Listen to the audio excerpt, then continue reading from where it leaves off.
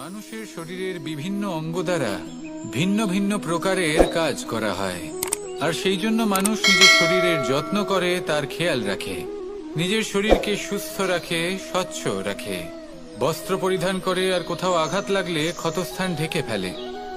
মানুষের শরীরে এমন একটি অঙ্গ আছে যা চোখে দেখা যায় না, যা অদৃশ্য থাকে, কিন্তু সেইটা দিয়ে মানুষের বিষয়ে অনেক কিছু জানা যায়। এবং মানুষের শরীরের সেই অঙ্গের নাম হল বাণী, আপনার ভাষা।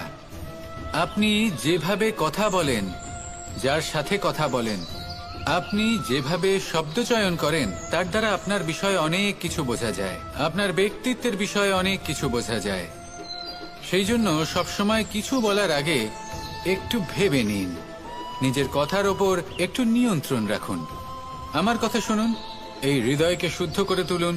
যদি এই হৃদয় শুদ্ধ থাকে, তাহলে সর্বদা মধুর বাণী নির্গত হবে, যা সবাইকে প্রফুল্ল করে তুলবে, আর তখন এই মন প্রসন্ন হয়ে বলবে, রাধা রাধা।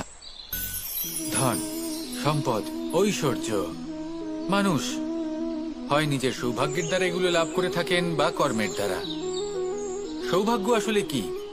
গ্রহের দশা, যা প্রত্যেক মুহূর্তে বদলাতে থাকে। কর্মের মাধ্যমে যখন আপনি ধন অর্জন করেন, তখন সেই ধন আপনার আগামী প্রজন্ম লাভ করে।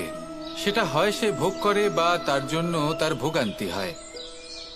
আর এটা নির্ভর করছে আপনার কর্মের ওপরে। কি কর্ম করেছেন আপনি সেই ধনকে লাভ করার জন্য?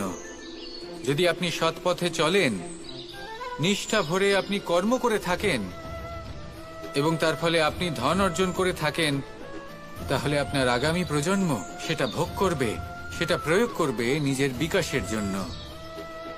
কিন্তু যদি আপনি কুকর্ম করে থাকেন, কোন রকম ছলনা করে থাকেন এই ধন লাভ করার জন্য, তাহলে 100% আপনার আগামী প্রজন্মকে এর জন্য ভুগতেই হবে। তাহলে আপনি কি চাইবেন? যে আপনার আগামী প্রজন্ম সুখ ভোগ করবে, নাকি আপনার কুকর্মের পরিণাম ভোগ করবে? নির্বাচন আপনারই। আসুন আমার সাথে ভালোবেসে বলুন, রাধা রাধা।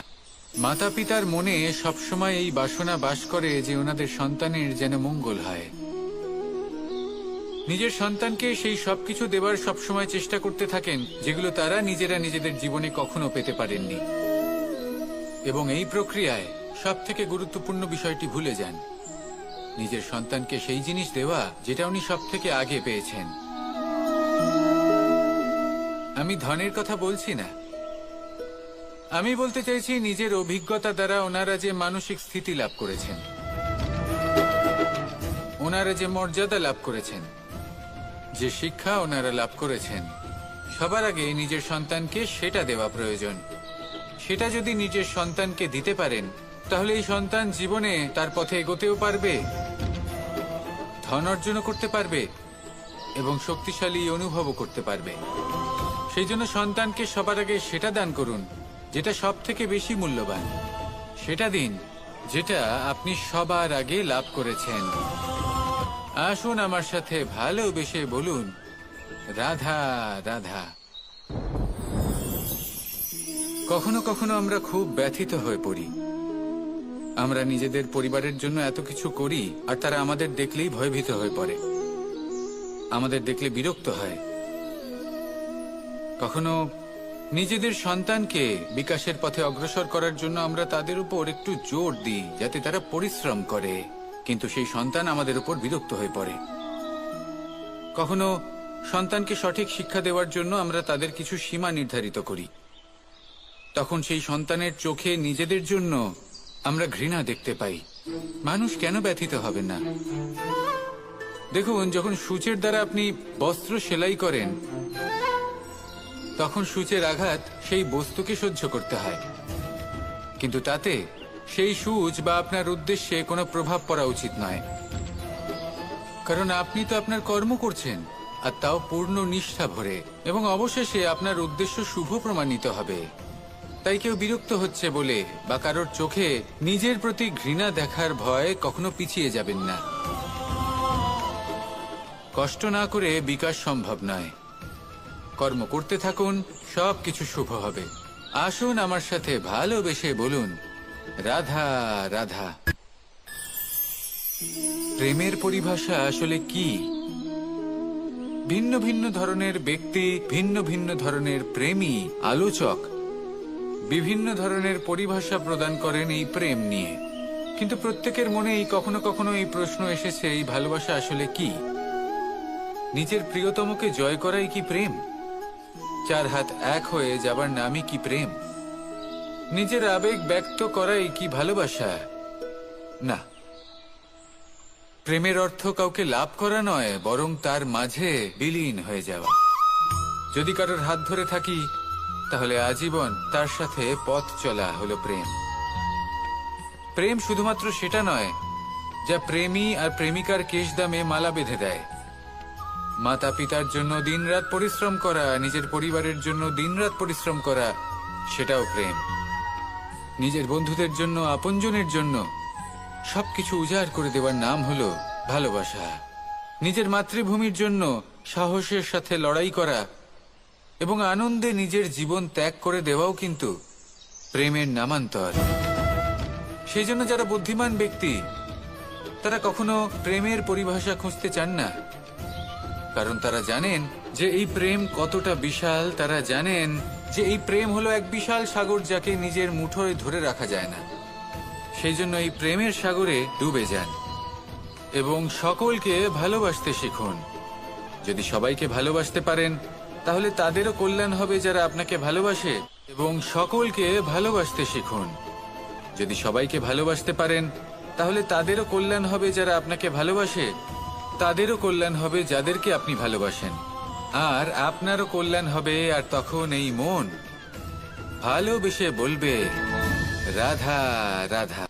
কখনো এই প্রশ্ন আসতে পারে যে ইমারত কেন নির্মাণ করা হয়, কেন উৎসব পালন করা হয়, কেন মানুষ নিজেদের জন্মদিন পালন করেন, কেন দোল, বিজয়া দশমী, রাখি, দীপাবলির মতো উৎসব পালন করা হয়? যদি এগুলো পালন না করা হয়, তাতে কি যায় আসে? যদি এই দোল উৎসব পালন না করা হয়, তাহলে কি এই সংসার ভুলে যাবে যে নারায়ণের প্রতি ভক্তির কারণে ভক্ত প্রহ্লাদকে অগ্নি স্পর্শও করতে পারেনি? যদি বিজয়া দশমী পালন না করা হয়, তাহলে কি এই সংসার ভুলে যাবে যে এই দিনে শ্রীরাম রাবণকে বধ করেছিলেন? যদি আমরা দীপাবলির এই উৎসব পালন না করি, তাহলে কি এই সংসার এটা ভুলে যাবে যে অযোধ্যাতে অমাবস্যার এমন এক রাত এসেছিল যে রাত্রে অযোধ্যা পূর্ণিমার থেকে বেশি উজ্জ্বল হয়ে উঠেছিল? যদি এই রাখি উৎসব পালন না করা হয়, তাহলে কি এই সংসারের ভাই এবং বোনেরা একে অপরের প্রতি ভালোবাসা কি সেটা ভুলে যাবেন? বিষয়টা ভুলে যাওয়ার নয়, বিষয়টা হলো মনে রাখার। যখন জীবনে আমরা কোনো একটা স্থানে পৌঁছই, উপলব্ধিগুলোর উৎসব পালন করি, যাতে সেই মুহূর্তে আমরা সকলের মধ্যে আনন্দ ছড়াই এবং মানুষ সেই মুহূর্তটা মনে রাখেন। এই স্মৃতিগুলোই মানুষের মধ্যে বিশ্বাসের জন্ম দেয়। এই বিশ্বাস যে আগামী যে দিন আসছে, তাতে আরো আনন্দের সম্ভাবনা রয়েছে। ভালোবাসার এই উৎসব, ভালোবাসার এই পার্বণ, এটা মানুষের মনে বিশ্বাসের জন্ম দেয় যে প্রত্যেক যুগে কেউ না কেউ এসেছে এবং পরবর্তীতেও আসবে।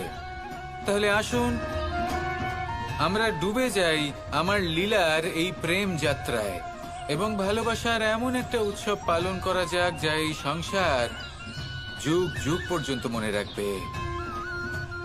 তাহলে আসুন আর আমার সাথে ভালোবেসে বলুন, রাধা রাধা। সমুদ্র মন্থনের সময় দুই ধরনের রত্ন লাভ করা হয়েছিল। প্রথম হলাহল, যার প্রভাব থেকে এই সমস্ত সংসারের জীবের প্রাণ বাঁচানোর জন্য মহাদেব তাকে নিজের কণ্ঠে ধারণ করে নিয়েছিলেন। আর দ্বিতীয় অমৃত, যেটা কিঞ্চিত পরিমাণ মাত্রায় পাওয়া গেছিল।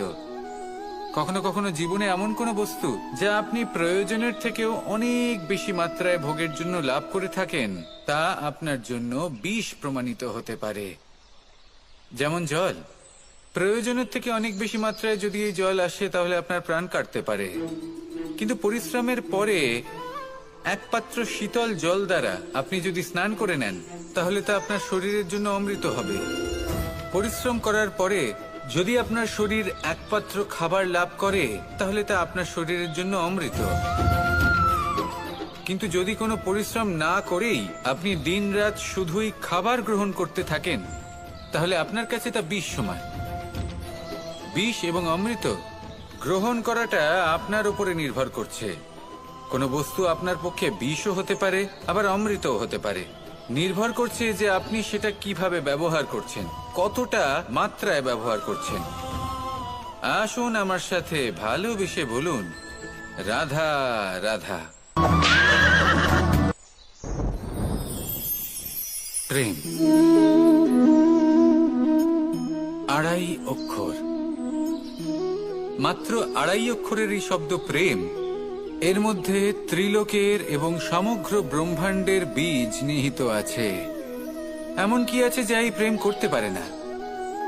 যেখানে শক্তি এবং বিদ্যা প্রয়োগ করে আপনি কিছুই করতে পারবেন না, সেটাও প্রেম দ্বারা অর্জন করা সম্ভব। প্রেম চাইলে পাথরেও ফুল ফোটাতে পারে। প্রেম চাইলে ন্যাড়া পাহাড়ের বুক চিরে নদীপথ তৈরি করতে পারে। চাইলে নিরক্ষর ব্যক্তিকে সংসারের শ্রেষ্ঠ জ্ঞানী করে তুলতে পারে। শুধুমাত্র এই প্রেমের জন্য সবার দুষ্টু কানাই ঘনশ্যাম হয়ে উঠেছিল। শুধুমাত্র এই প্রেমের টানেই ত্রিলোকের স্বামী দ্বারকাধীশ নির্ধন সুদামার পদসেবাও করেছিলেন। এই প্রেম হলো সংসারের সবথেকে বড় শক্তি। এই সংসারের আধার হলো প্রেম। এমন কিচ্ছু নেই যা এই প্রেমের পক্ষে সম্ভব নয়। যেখানে বিদ্যা এবং শক্তি সাহায্য করতে পারে না, সেখানে এই প্রেম আপনাকে জয়ী করে দিতে পারে। তাহলে আসুন আর আমার সাথে ভালোবেসে বলুন, রাধা রাধা। তার কাছে সেই সুযোগ আছে যে কারোর জীবনে প্রকাশের কিরণ আনতে পারছেন, কাউকে সঠিক পথ দেখাতে পারছেন, কারোর সহযোগিতা করতে পারছেন, এই পুণ্য অর্জন করতে পারছেন। কারোর থেকে কোনো আশা রাখার দরকার নেই। যার আপনাকে যতটা প্রয়োজন তাকে ততটাই সাহায্য করুন, ততটাই সবাইকে প্রেম বিতরণ করুন। আর এই প্রেমের ভাব নিয়েই আমার সাথে বলুন, রাধা রাধা।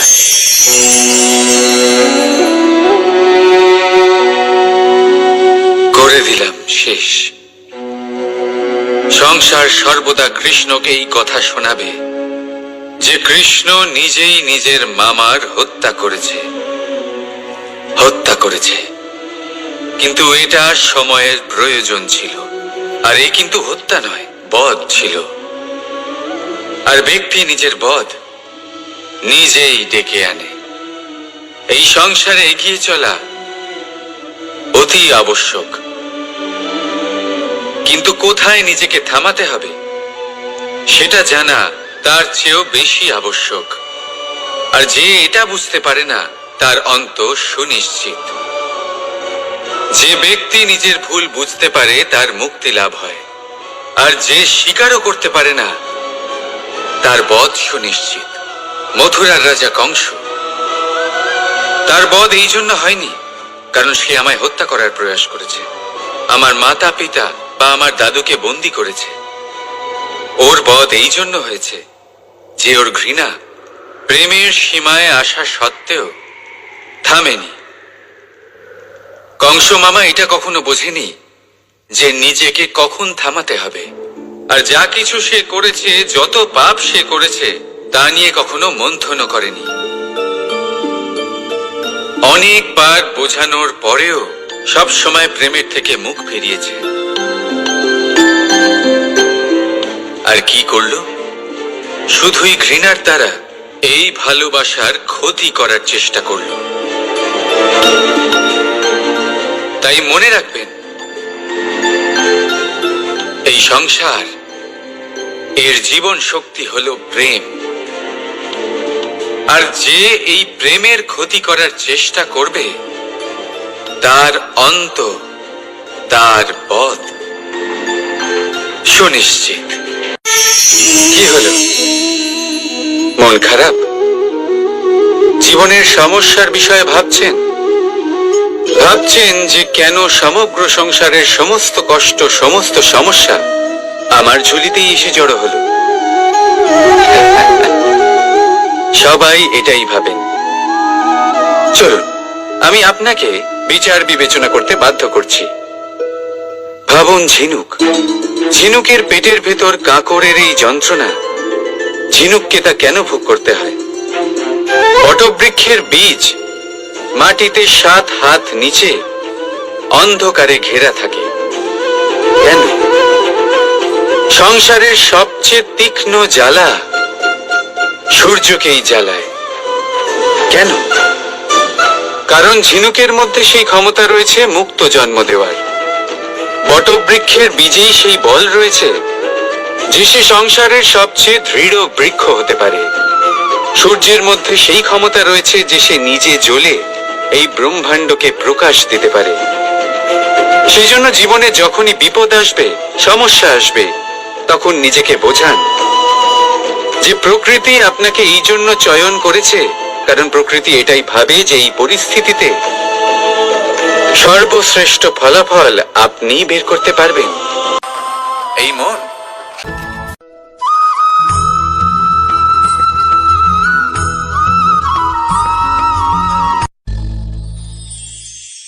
শিশিরের বিন্দু পাতার ওপর পড়ে আর তার গায়ে লেগে থাকে। পাতা তাকে শুষে নিতে পারে না, আর শেষ পর্যন্ত সে ঝরে পড়ে যায়। অন্যদিকে রয়েছে মেঘ এবং চাতক।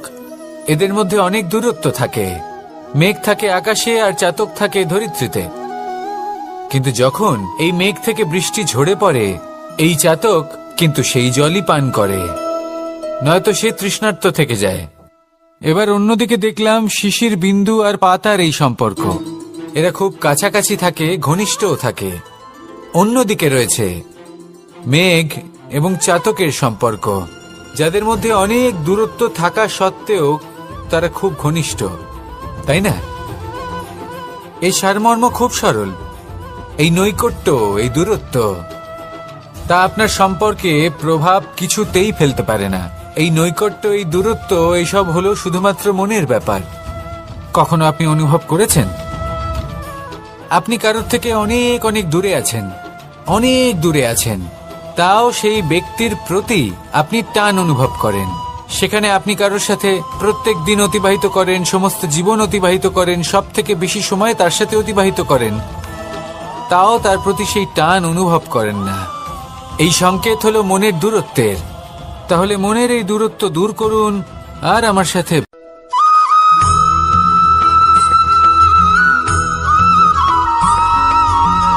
এই সংসারে কোনো বস্তু হোক বা ব্যক্তি হোক, তার একার গুরুত্ব কিন্তু খুব বেশি নয়। একটা উদাহরণ হিসেবে বৃষ্টির ফোঁটাকে ভেবে দেখুন। যদি একটি বৃষ্টির ফোঁটা হয় তাহলে তার খুব বেশি গুরুত্ব থাকে না, কিন্তু যখন সহস্র বৃষ্টির ফোঁটা মেঘের মধ্যে দিয়ে ঝরে পড়ে, তখন সেটা বর্ষার রূপ ধারণ করে। সেই বর্ষা যা এই প্রকৃতিকে শান্ত করে। সেইভাবেই পাথরের ছোট টুকরো, তার খুব বেশি গুরুত্ব থাকে না, কিন্তু যখন অসংখ্য পাথরের টুকরো একত্রিত হয় তখন তা পর্বতের আকার ধারণ করে। সেইভাবেই কিছু মানুষ যখন একত্রিত হন তখন তৈরি হয় পরিবার। কিছু পরিবার যখন একত্রিত হয় তখন তৈরি হয় সমাজ। যখন অনেক সংখ্যক সমাজ একত্রিত হয় তখন তৈরি হয় রাজ্য। এবার এই রাজ্যের সব থেকে গুরুত্বপূর্ণ ব্যক্তি হতে পারেন রাজা, কিন্তু তাও সেই রাজা একা কিছু করতে পারেন না।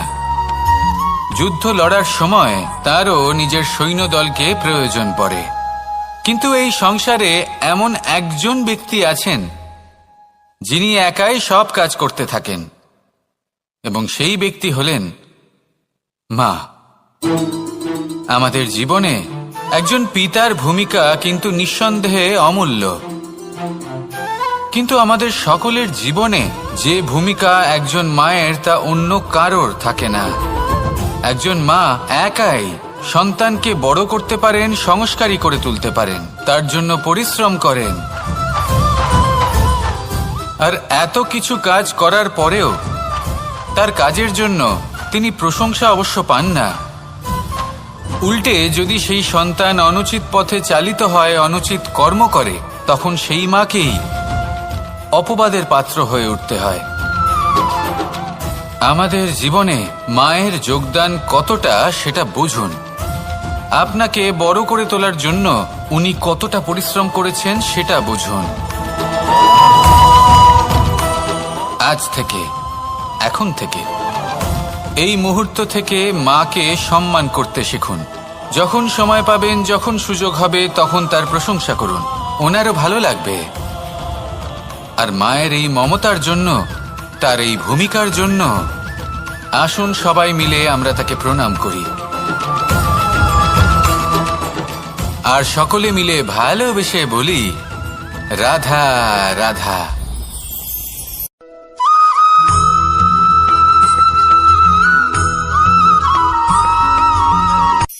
এই সংসারে সাফল্য লাভ করার জন্য জ্ঞানের প্রয়োজন হয়, পরিশ্রমের প্রয়োজন হয়, দৃঢ় নিষ্ঠার প্রয়োজন হয়, নিরন্তর চেষ্টা করা প্রয়োজনীয়। কিন্তু আরো কিছু আছে যা অত্যন্ত প্রয়োজনীয় এবং গুরুত্বপূর্ণ। তা হলো ভালো বন্ধু। তাদের থাকা অত্যন্ত প্রয়োজনীয়। যদি ভালো বন্ধু থাকে তাহলে সময় এলে তারা ঢাল হয়ে আপনাকে সুরক্ষা করবেন। সময় এলে অস্ত্রের মতো শত্রুকে সংহারও করবেন। যদি তিনি জ্ঞানী হন, তাদের মধ্যে সদ্গুণ থাকে, তাহলে এই সব গুণ আপনার মধ্যেও প্রবেশ করবে। তাহলে সাফল্যের জন্য ভালো বন্ধু পাওয়া অত্যন্ত প্রয়োজনীয়। কিন্তু শুধু বন্ধু কেন, ভালো শত্রুও থাকা প্রয়োজনীয়। এবার আপনি ভাববেন, আমি কি বললাম? যদি আপনার জীবনেও ভালো অর্থাৎ শক্তিশালী শত্রু থাকে, তাহলে আপনিও শক্তিশালী হতে থাকবেন। এই শত্রু আপনাকে প্রেরিত করবে আরো বেশি শক্তিশালী হয়ে ওঠার। কখনো কোনো হরিণকে দেখুন, তীব্র গতিতে দৌড়তে থাকে। কেন তীব্র গতিতে দৌড়য়? এই কারণে নয় যে কোথাও তার জন্য মধুর ঘাস অপেক্ষা করে রয়েছে, না।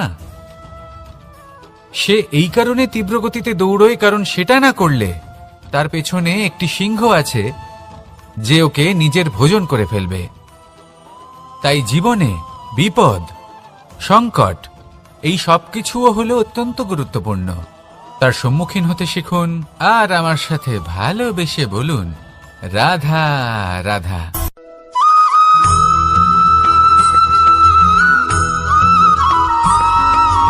মানুষ জন্মগ্রহণ করে, তার সাথে ভয়েরও জন্ম হয়। ছোটবেলা থেকেই আমাদের মনে কোনো না কোনো প্রকারের ভয় থেকেই যায়। কেউ এই বিষয়ে ভয় পায় যে তার কোনো বস্তু তার থেকে দূরে চলে যাবে। কেউ এই বিষয়ে ভয় পায় যে আমি নিজেকে হারিয়ে ফেলব। কেউ এই ভেবে ভয় পায় যে আমার প্রিয়জনেরা তারা যেন আমার থেকে দূরে না চলে যায়। কেউ এই ভেবে ভয় পায় যে আমরা যেন পথ না হারিয়ে ফেলি, আদি ইত্যাদি। কিন্তু সত্যি কথা বলতে, ভেবে দেখুন এই ভয় বাস্তবে কি? শুধুই একটা মনস্থিতি, আর কিছুই নয়। যা কিছু আপনি জীবনে পেয়েছেন তা একদিন আপনাকে হারাতে হবে। এই জীবন হলো আপনারই, কিন্তু তাও একদিন সমাপ্ত হবে। তাই ভয় পেয়ে কি লাভ? এই ভয় শুধু আপনাকে জীবন যাপন করা থেকে বাধা দিচ্ছে, আর কিচ্ছু নয়। পথ হারিয়ে ফেললেই বুঝতে পারবেন যে নতুন পথ কিভাবে বানাতে হয়। কিছু মানুষকে জীবন থেকে হারালে তবেই আপনি বুঝবেন যে আপনার আপনজনকে। এই ভয়ের কারণে ভীত হয়ে থাকবেন না। এই তারা নক্ষত্র অন্ধকারের অভাবে গুরুত্ব হারায়। শিবকেও মহাদেব হওয়ার জন্য বিষ পান করতে হয়েছিল। প্রত্যেক পরিস্থিতি, প্রত্যেক সাফল্য আপনার পরীক্ষা নেবে। তাতে উত্তীর্ণ হওয়া হলো আপনার কর্ম। যখনই আপনি ভয় পাবেন বা সংকটের সম্মুখীন হবেন, তখন সাহসের সাথে তার সম্মুখীন হন। মনে রাখবেন, যে সম্মুখীন হতে জানে, সাফল্য তার সাথে সবসময় থাকে। আসুন আর আমার সাথে ভালোবেসে বলুন, রাধা রাধা।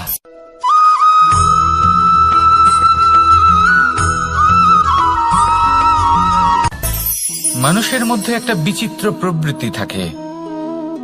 অন্য সকলের বিষয়ে, তাদের জীবনের বিষয়ে, তাদের ব্যক্তিত্বের বিষয়ে, তাদের ভবিষ্যতের বিষয়ে অনুমান করা। এটা হলো অনুচিত। কারোর অতীতকালকে দেখে লোকে ভবিষ্যৎ বলে দিতে পারেন। বর্তমানকে দেখে ভবিষ্যতের বিষয়ে অনুমান করে ফেলেন। উদাহরণ দিতে হলে বলবো, কোনো দাসকে দেখুন, ওকে দেখে লোকে বলে যে ওর ভবিষ্যৎ সেটাই হতে পারে, অনুমান করে ফেলেন। আর এই রাজাকে দেখুন, উনি তো কত সুখী হবেন। উনি তো জগতের সব থেকে অধিক সুখী মানুষ। কত সুখ সুবিধা আছে ওনার কাছে, ধারণা করে ফেলেন। তবে সত্য তো এটাই যে কারোর ব্যক্তিত্বের বিষয়ে, তাদের ভবিষ্যতের বিষয়ে আপনি পূর্ণ সত্য কখনোই বলতে পারবেন না, শুধু অনুমান করতে পারবেন। আর এই অনুমান করে সত্যি কোনো লাভ হয় না, কারণ এই কাল সেটা হলো অত্যন্ত শক্তিশালী। কালো থেকে কালোতর কয়লাকেও হিরেতে পরিণত করতে পারে। অনেক বড় বড় রাজাকেও বিদূষক বানিয়ে ফেলতে পারে এক মুহূর্তেই। তাহলে আপনি অনুমান করে কি লাভ?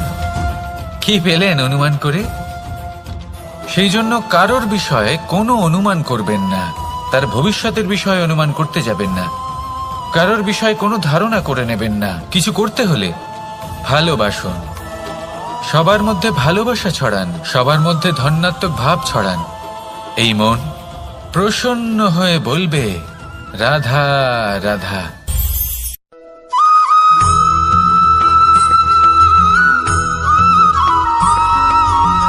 এই সংসারে সব থেকে বেশি কোমল বস্তু হলো রেশম। এই রেশম এতটাই কোমল হয় যে এর পুরো একটা থান শুধুমাত্র একটা হাতে ধরা সম্ভব। কখনো ভেবে দেখেছেন এই রেশম কিভাবে হয়? একটি কীট তার লালার দ্বারা উৎপন্ন হয়। এই কীট সেই রেশমকে পাক দিতে থাকে, পাক দিতেই থাকে, আর আস্তে আস্তে তার মধ্যেই জড়িয়ে পড়ে। শেষে ওর এই সুন্দর অমূল্য সৃষ্টি রেশমের এই সুতো, তার নির্মাণ কার্য পূর্ণ হয়, কিন্তু তাতেই ও নিজে বন্দী হয়ে যায়। নিজেরই মায়াজালের এই বন্দী গৃহে নিজেই ফেঁসে যায়। এবার এই সুতোকে ব্যবহারযোগ্য করে তোলার জন্য এই কীটগুলিকে এই কবচের সাথেই ফুটন্ত জলে ফেলে দেওয়া হয়। এই সংসারে যদি আমাদের স্বপ্ন এই সংসারের দুঃখ হরণ করার জন্য, এই সংসারে সুখ বিতরণ করার জন্য হয়, তবেই আমাদের প্রগতি সম্ভব।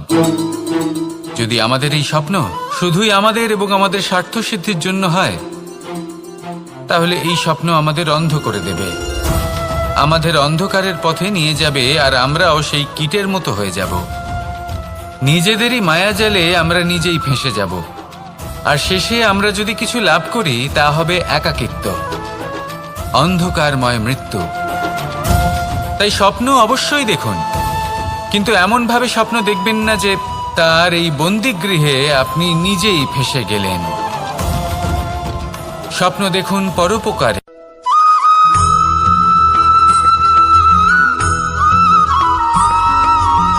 এই সংসারে প্রত্যেক মানুষ এটাই চান যে তিনি যেন ধনবান হন, আর্থিক অবস্থা তার ভালো থাকে, ওনার বাড়িতে লক্ষ্মীর আগমন হয়।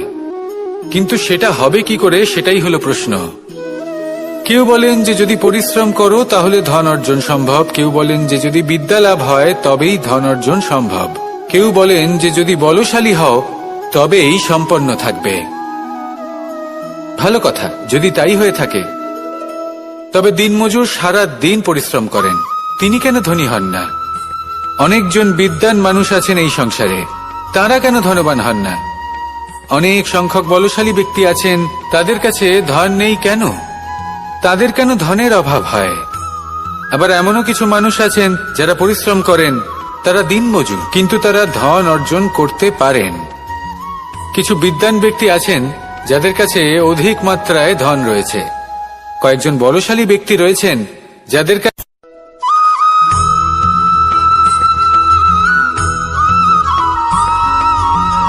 পিতা আর পুত্রের সম্পর্ক অত্যন্ত মধুর হয়ে থাকে। পিতা স্বপ্ন দেখেন, তাকে পূর্ণ করার সকল সম্ভাব্য চেষ্টা করেন, কিন্তু তাও অনেক সময় ওনার স্বপ্ন অপূর্ণ থেকে যায়। তখন পিতা ভাবেন যে স্বপ্ন উনি পূর্ণ করতে পারেননি, ওনার সন্তান তা অবশ্যই পূরণ করবে।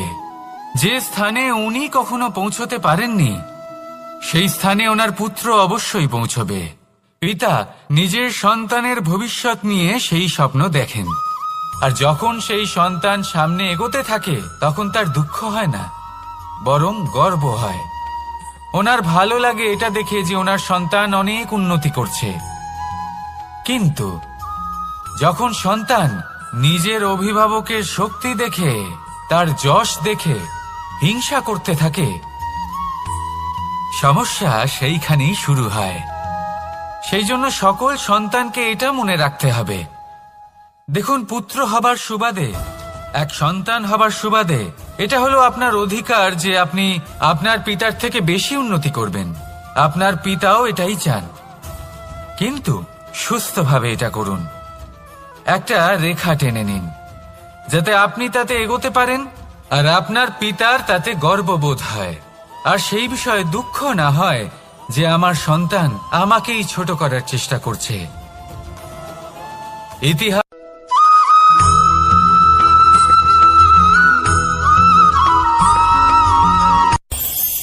এই সংসারে আমরা প্রকাশ কোথা থেকে পাই? এর উত্তর বড়ই সরল। ভোরে যখন সূর্যোদয় হয় তখন প্রকাশের কিরণ আমাদের ঘরে এসে পৌঁছয়। এইভাবেই আমরা প্রকাশ লাভ করি। এবার এই প্রকাশের আলোতেই আমরা সারাদিনের কাজ সম্পন্ন করি। সন্ধে হয়ে যায়, সূর্যাস্ত হয়ে যায়, আর আমাদের ঘর যাতে অন্ধকার না হয় তার জন্য আমরা একটা প্রদীপ প্রজ্বলিত করি। এটাই ঘটে আমাদের জীবনেও।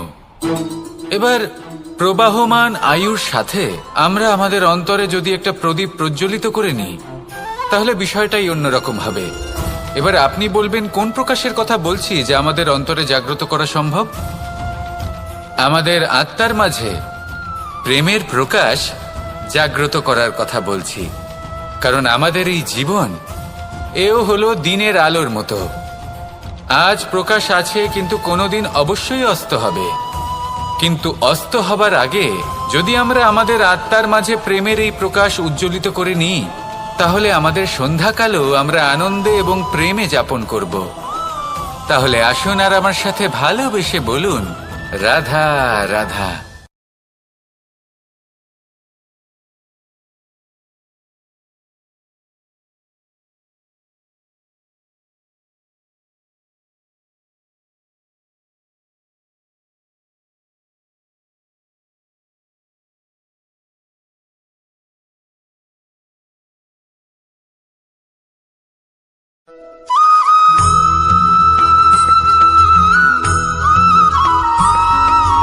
আমাদের শরীর প্রকৃতির সর্বশ্রেষ্ঠ রচনা। যে অঙ্গ প্রত্যঙ্গ আমরা লাভ করেছি প্রত্যেকটির মধ্যে একটি নিজস্ব বার্তা রয়েছে। একটু ভেবে দেখুন, দুটি চোখ দিয়েছে দেখার জন্য, দুটি কান দিয়েছে শোনার জন্য, নাসিকাও আছে দুটি, দুটি হাত দিয়েছে দ্বিগুণ পরিশ্রম করার জন্য, কিন্তু জীব শুধুমাত্র একটি। তার উপরেও তীক্ষ্ণ বলিষ্ঠ দাঁত দিয়েছে তার রক্ষার জন্য। কখনো ভেবে দেখেছেন কেন?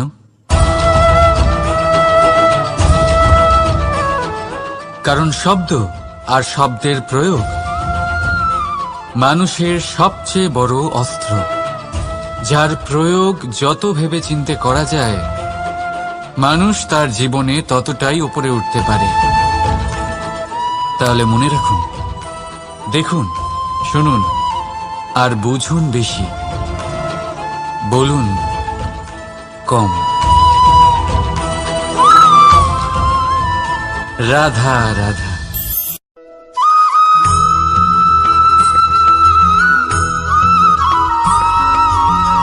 যখন আমরা কোনো বনে প্রবেশ করি তখন এই সবুজ ঘাস দেখে, এই কোমল ঘাস দেখে আমাদের মন প্রফুল্ল হয়ে ওঠে। ভিন্ন ভিন্ন প্রজাতির ফুল, ভিন্ন ভিন্ন রঙের ফুল দেখে এই মন আনন্দে ভরে ওঠে। এখানে শিশুরা আনন্দ লাভ করে, বড়রা ভোজন গ্রহণ করেন, কথাবার্তা বলেন, হাঁটাহাঁটি করে বেড়ান। এবার ভেবে দেখুন, যখন এই উপবনের নির্মাণ হয়েছিল সেই সময় যদি এই মাটিকে সঠিকভাবে খনন না করা হতো, যদি তাতে সঠিকভাবে বীজ রোপণ না করা হতো, যদি কোনো সংঘর্ষ না হতো, পরিশ্রম না করা হতো, যদি চলতে চলতে পায়ে কাঁটা না বিঁধে যেত, তাহলে এই সুন্দর বন দেখে আমরা কি এই আনন্দ লাভ করতে পারতাম? কখনোই নয়। ধরুন কোনো নদীর তটে সুন্দর একটি বন আছে, সেই বনের আনন্দ লাভ করতে গেলে আপনাকে সেই নদী পার করতেই হবে। যদি সুখের নদীর কাছে পৌঁছতে চান তাহলে তটে যে কাঁটা রয়েছে সেগুলোর সাথে সংঘর্ষ করতেই হবে।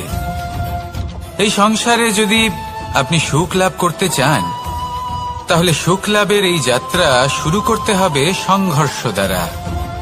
তাহলে সংঘর্ষকে স্বাগত জানান, এর পেছনেই সুখ রয়েছে যা আপনার জন্য অপেক্ষা করছে। এবার হাসুন আর আমার সাথে ভালোবেসে বলুন, রাধা।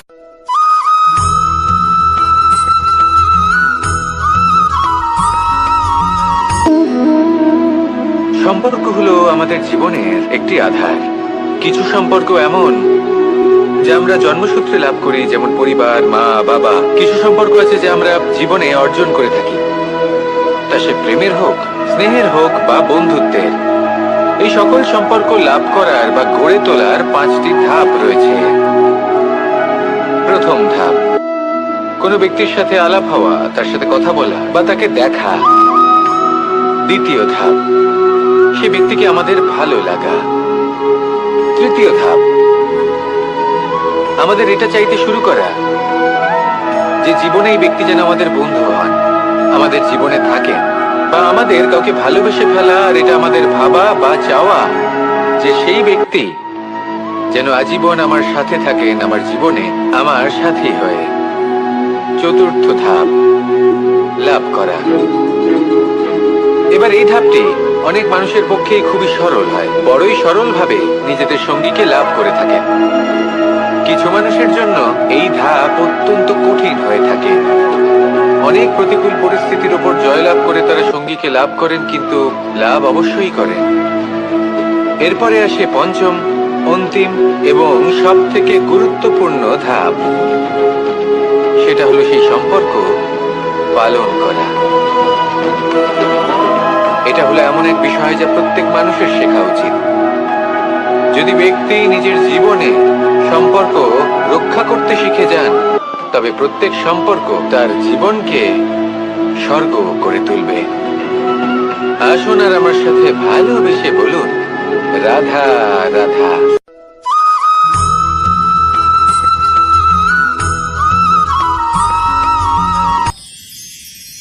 মানুষ তার জীবনে দুই ধরনের পরিস্থিতিকে খুব ভয় পায়।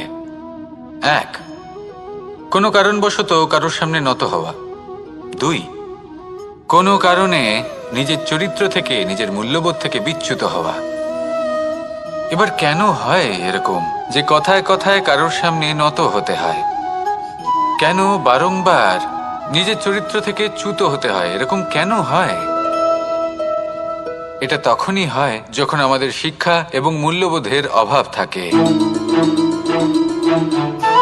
যদি মানুষের মধ্যে প্রকৃত শিক্ষা থাকে তাহলে এই সংসারে কোনো সময় এবং কারোর সামনেই নত হওয়ার কোনো প্রয়োজন নেই।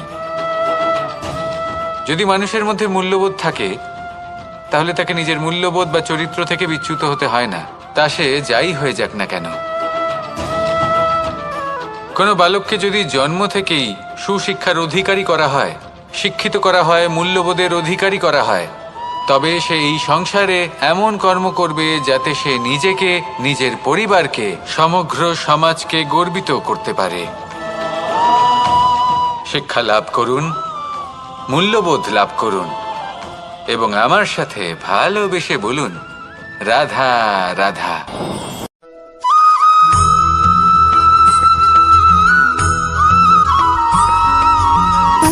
সুখ, দুঃখ এবং শক্তি, এই তিন হলো এই সংসারের ত্রিদেবের মতো। আমাদের জীবনে যা কিছু ঘটছে এই তিনটির ভিত্তির উপরেই হচ্ছে। আসলে এই সংসারের একটা নিয়ম আছে, যখনই আপনি কিছু লাভ করেন এই সংসার আপনার পরীক্ষা নেয়। এটা জানার জন্য আপনার পরীক্ষা নেয় যে আপনি যা কিছুই লাভ করেছেন আপনি কি আদৌ সেটার যোগ্য কিনা। ঠিক সেইভাবেই এই সুখ, দুঃখ এবং শক্তি আপনার পরীক্ষা নিয়ে থাকে। যখন সুখ আসে তখন সে আপনার পরীক্ষা নেয় যে আপনার মধ্যে অহংবোধ জাগ্রত হয়নি তো। যদি অহংবোধ চলে আসে তাহলে সুখ সেখানেই সঙ্গ ত্যাগ করে। দুঃখ আপনার ধৈর্যের পরীক্ষা নিতে থাকে। আর যদি আপনার মধ্যে ধৈর্য না থাকে তাহলে এটা আপনাকে আরো বেশি দুঃখের গভীর অন্ধকারে ঠেলে দেবে।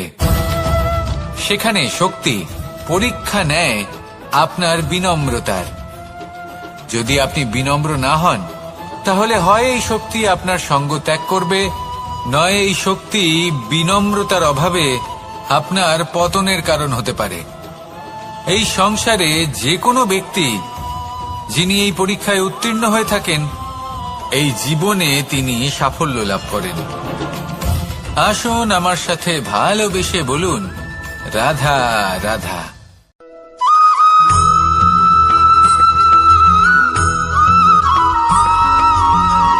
জীবন কিসের উপর নির্ভরশীল?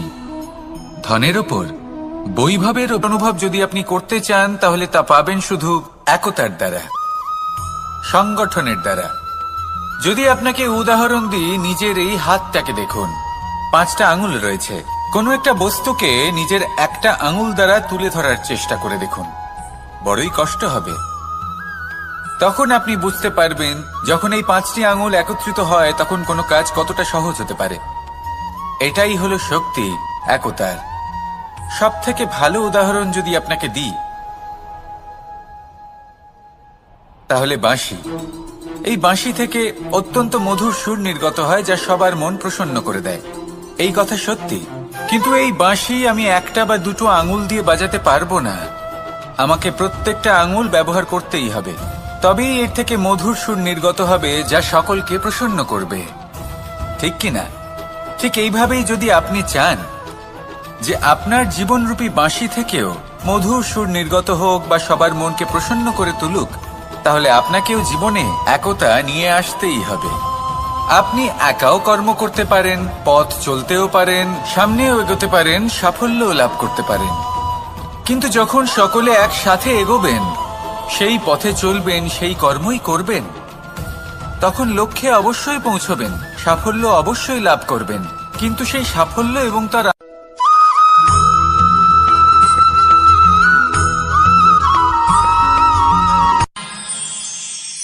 আমরা সবাই সূর্যকে সম্মান কেন করি? কারণ আমরা জানি যে সন্ধেবেলা যখন সূর্যাস্ত হবে তখন শুধুমাত্র অন্ধকার বাকি থাকবে। ঠিক কিছুটা এরকমই হয় আমাদের মাতা পিতাও, যিনি আমাদের জন্ম দেন, আমাদের ভরণ পোষণ করেন, আমাদের বড় করেন, আমাদের প্রেম প্রদান করেন। কখনো কখনো তাদের মুখ থেকে কটু কথা নিঃসৃত হয়, আমাদের দুঃখ হয়, কিন্তু তখন আমাদের এটা বোঝা উচিত এগুলি নিঃসৃত হচ্ছে আমাদেরই মঙ্গলের জন্য। যেমন সূর্যদেব, উনিও উত্তাপ দিয়ে থাকেন আমাদেরই মঙ্গলের জন্য, যাতে ফসল পাকতে পারে, যাতে জল বাষ্প হয়ে মেঘ হতে পারে, বৃষ্টি হতে পারে, আর এই সংসারে নিরন্তর জলের প্রবাহ থাকে। আমাদের মাতা পিতা, তাদের কঠোর আচরণ, তাদের কঠোর অনুশাসনের পেছনে লুকিয়ে থাকে ওনাদের ভালোবাসা। আমাদের তা বুঝতে হবে, সসম্মানে ওনাদের গ্রহণ করতে হবে। কারণ ঠিক সূর্যাস্তের পরে যেমন চতুর্দিক অন্ধকারচ্ছন্ন হয়ে যায়, তেমনি আমাদের জীবন থেকে যখন আমাদের মাতা পিতা চলে যায় তখন আমাদের জীবনেও শুধু এবং শুধুমাত্র অন্ধকারই ছেয়ে থাকে। সেই জন্য নিজের মাতা পিতাকে সম্মান করুন, ওনাদের ভালোবাসা প্রদান করুন। এই মন আর এই জীবন প্রসন্ন হয়ে বলবে, রাধা রাধা।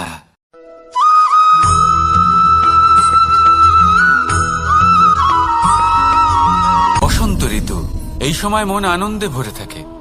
এমন মনে হয় যেন আমরা আকাশে বিচরণ করতে চলে যাই, কিন্তু সেটা তো সম্ভব নয়। সেই জন্য হয়তো আমরা ঘুড়ি ওড়াই, এই ঘুড়িকে নিজেদের প্রতিরূপ মনে করে। এবার অনেক মানুষ আছেন যারা ঘুড়ি ওড়ান, কিন্তু এই কর্মের সারমর্ম কি সেটা কজন বুঝতে পারেন? আপনি এটা মনে করুন যে আপনি হলেন সেই ঘুড়ি, আর এই সুতো যিনি ধরে রয়েছেন তিনি হলেন পরমাত্মা। আর এই সুতো যেখান থেকে শুরু হয় সেই লাটাই হলো আমাদের কর্মচক্র। এবার আপনি নিজেই অনুমান করুন যে এই উড়ান কার ওপর নির্ভরশীল? পরমাত্মার ওপর আর আপনার কর্মের ওপর। যদি পরমাত্মা আপনার হাত ধরে থাকেন, আপনার সাথে থাকেন, যদি আপনি শুভ কর্ম করতে থাকেন, আপনি এই আকাশে উড়তে থাকবেন। কিন্তু কোথাও যদি পরমাত্মার সাথে এই বন্ধন ছিন্ন হয়, আপনার কর্মচক্র খারাপ হয়ে যায় বা থেমে যায়, তাহলে আপনার এই ঘুড়ি কেটে যাবে আর দূরে কোনো গাছের ডালে গিয়ে আটকে যাবে। তাই শুধুমাত্র ঘুড়ি ওড়াবেন না, তার থেকে শিখুন, পরমাত্মার সাহচর্যে থাকুন, সবসময় শুভ কর্ম করতে থাকুন আর সবসময় এই আকাশে উড়তে থাকুন। আসুন আর আমার সাথে ভালোবেসে বলুন, রাধা রাধা।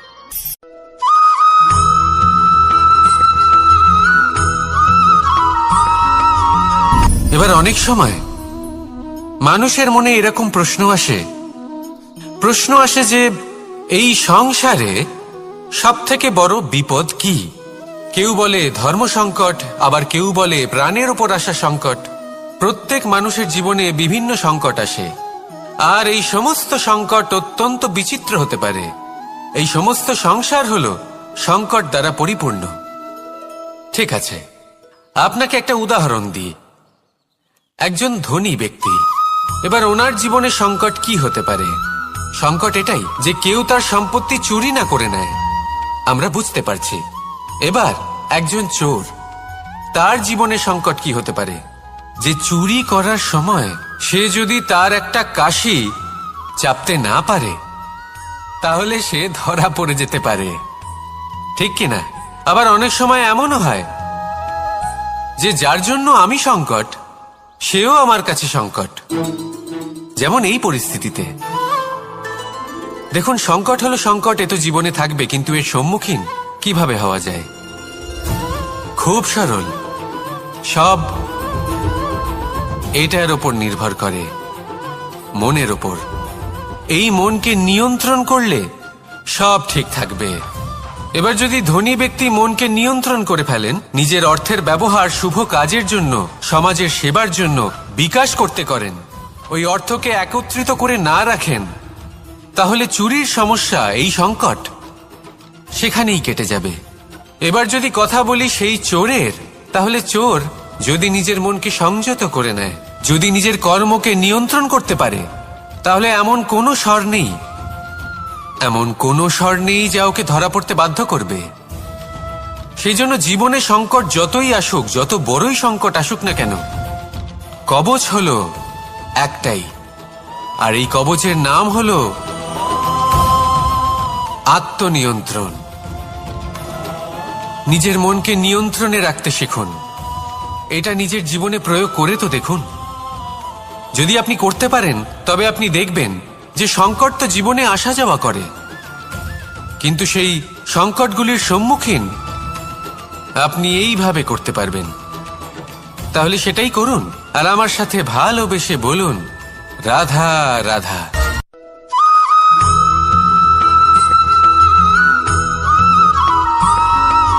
জীবনে যখন কোনো ব্যক্তি নিজের লক্ষ্য প্রাপ্তির জন্য নিরন্তর পরিশ্রম করতে থাকেন, চেষ্টা করতে থাকেন, তখন তিনি কষ্ট অনুভব করেন, কখনো শারীরিক কষ্ট, কখনো মানসিক কষ্ট। এবার উনি এটা ভাবতে থাকেন যে আমি কি উচিত করছি নাকি অনুচিত করছি। কারণ অন্যদিকে এমন একজন ব্যক্তিও আছেন যিনি একদমই পরিশ্রম চেষ্টা করছেন না। তিনি মদিরা পান করেন, বিলাসিতায় জীবন কাটান, অলস প্রকৃতির হয়ে ওঠেন, নিদ্রাতে বিলীন হয়ে থাকেন আর ভাবেন যে তিনি সুখ লাভ করছেন। কিন্তু এরকম কেন হয়? কারণ যখন আমরা সৎ পথে থাকি, উচিত পথে চলি, লক্ষ্য প্রাপ্ত করার জন্য চেষ্টা করতে থাকি, তখন আমাদের ভেতরে থাকা নেতিবাচক শক্তি এবং পাপ এই দেহকে ত্যাগ করে দেয়। আর এই অনুভূতিটাই আমাদের দুঃখের অনুভূতি দেয়, কষ্ট দেয়। এবার সেখানে যদি আমরা কুপথে চলি, অনুচিত পথে চলতে থাকি, তাহলে আমাদের ভেতরে থাকা পুণ্য এবং ধনাত্মক শক্তি আমাদের দেহ ত্যাগ করে দেয়। আর এই অনুভূতির কারণেই আমরা সুখ অনুভব করি। কিন্তু কখনো ভাববেন যে এই সুখ বেশি সময় পর্যন্ত থাকে না। সেই জন্য সবসময় মনে রাখবেন, যদি আপনি জানেন যে এটাই আপনার লক্ষ্য, এটাই উচিত পথ, শুভ পথ, তাতে নিরন্তরভাবে এগিয়ে যেতে চেষ্টা করতে থাকুন। এই কষ্ট আপনাকে সুখের পরাকাষ্ঠায় কখন পৌঁছে দেবে তা আপনি জানতেই পারবেন না। আসুন আমার সাথে ভালোবেসে বলুন, রাধা রাধা।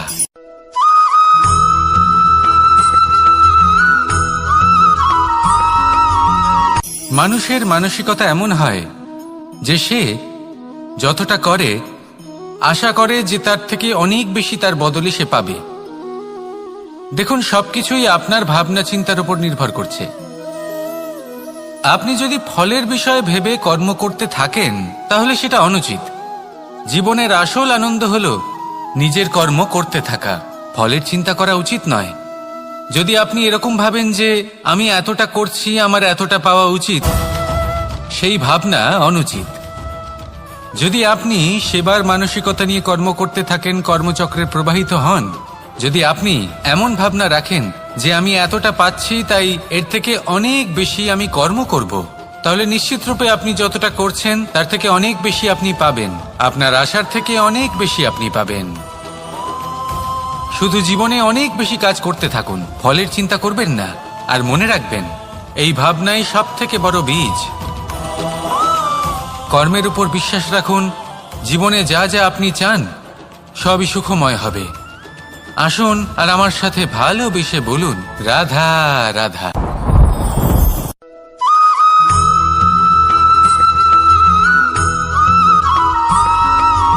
আমাদের শরীর প্রকৃতির সর্বশ্রেষ্ঠ রচনা। যে অঙ্গ প্রত্যঙ্গ আমরা লাভ করেছি প্রত্যেকটির মধ্যে একটি নিজস্ব বার্তা রয়েছে। একটু ভেবে দেখুন, দুটি চোখ দিয়েছে দেখার জন্য, দুটি কান দিয়েছে শোনার জন্য, নাসিকাও আছে দুটি, দুটি হাত দিয়েছে দ্বিগুণ পরিশ্রম করার জন্য। কিন্তু জীব শুধুমাত্র একটি, তার উপরেও তীক্ষ্ণ বলিষ্ঠ দাঁত দিয়েছে তার রক্ষার জন্য। কখনো ভেবে দেখেছেন কেন?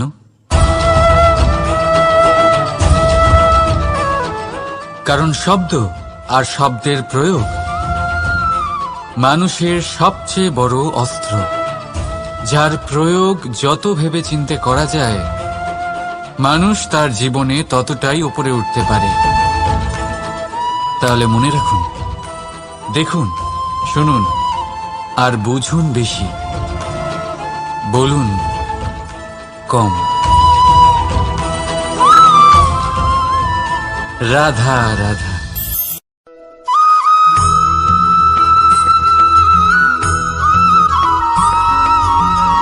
এই সংসারে কোনো বস্তু হোক বা ব্যক্তি হোক, তার একার গুরুত্ব কিন্তু খুব বেশি নয়। একটা উদাহরণ হিসেবে বৃষ্টির ফোঁটাকে ভেবে দেখুন। যদি একটি বৃষ্টির ফোঁটা হয় তাহলে তার খুব বেশি গুরুত্ব থাকে না, কিন্তু যখন সহস্র বৃষ্টির ফোঁটা মেঘের মধ্যে দিয়ে ঝরে পড়ে তখন সেটা বর্ষার রূপ ধারণ করে। সেই বর্ষা যা এই প্রকৃতিকে শান্ত করে। সেইভাবেই পাথরের ছোট টুকরো, তার খুব বেশি গুরুত্ব থাকে না, কিন্তু যখন অসংখ্য পাথরের টুকরো একত্রিত হয় তখন তা পর্বতের আকার ধারণ করে। সেইভাবেই কিছু মানুষ যখন একত্রিত হন তখন তৈরি হয় পরিবার, কিছু পরিবার যখন একত্রিত হয় তখন তৈরি হয় সমাজ, যখন অনেক সংখ্যক সমাজ একত্রিত হয় তখন তৈরি হয় রাজ্য।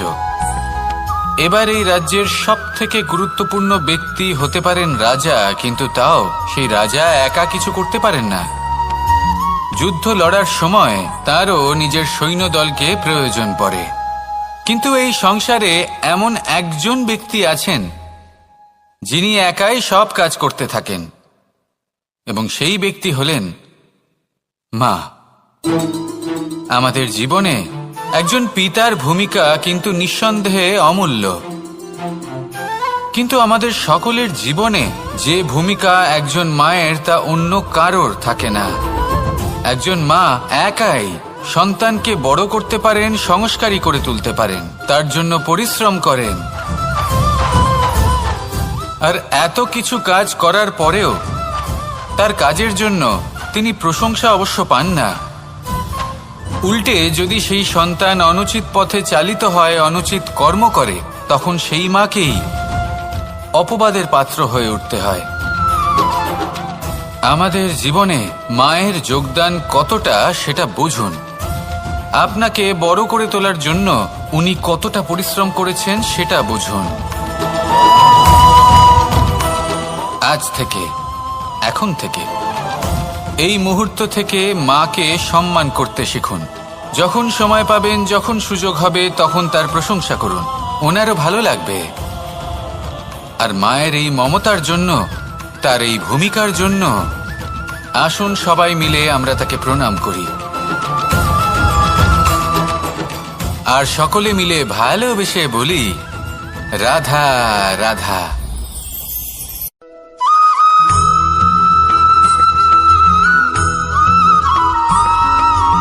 ফিরে আসছিলেন এবং তাদের ফেরার পথে হঠাৎ করে কোথাও থেকে একটি বাছুর চলে এলো।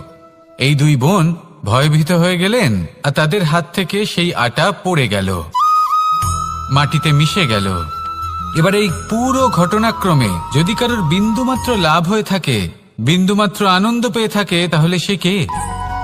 সেই ছোট বোন, যিনি মাঝে মাঝেই গমের দানা তুলছিলেন এবং খাচ্ছিলেন। কিছুটা হলেও উনি আনন্দ লাভ করেছিলেন।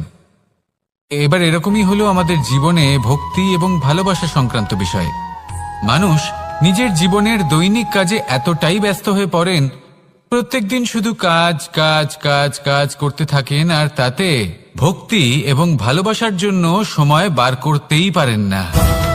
দেখুন, জীবনে ভক্তি আর প্রেমের এই যে ছোট ছোট মুহূর্ত আছে, এগুলো যদি আপনি যাপন করতে পারেন, তাহলে তাতেই আপনি তৃপ্তি লাভ করবেন।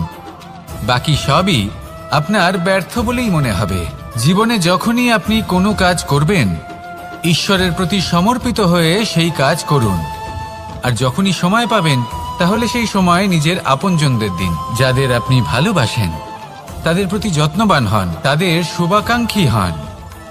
এই প্রেম আর ভক্তির ছোট ছোট মুহূর্তগুলো আপনার জীবনকে চরিতার্থ করে তুলবে। আসুন আমার সাথে ভালোবেসে বলুন, রাধা রাধা।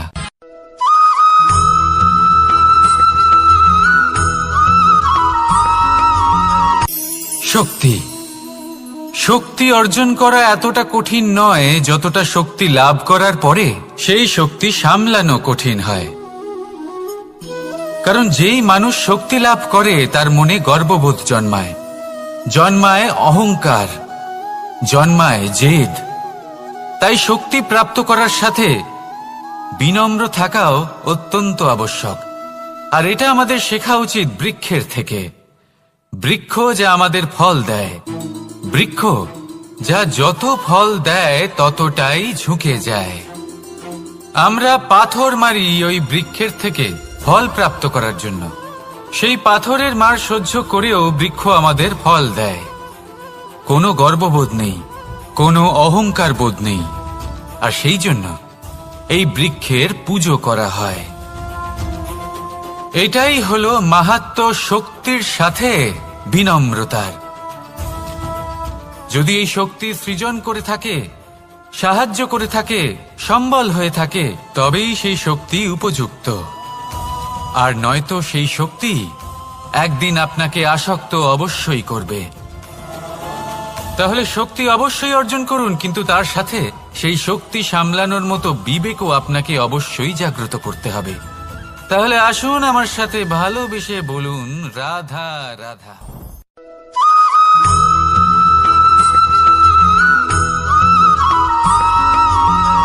যখন আমরা কোনো বনে প্রবেশ করি,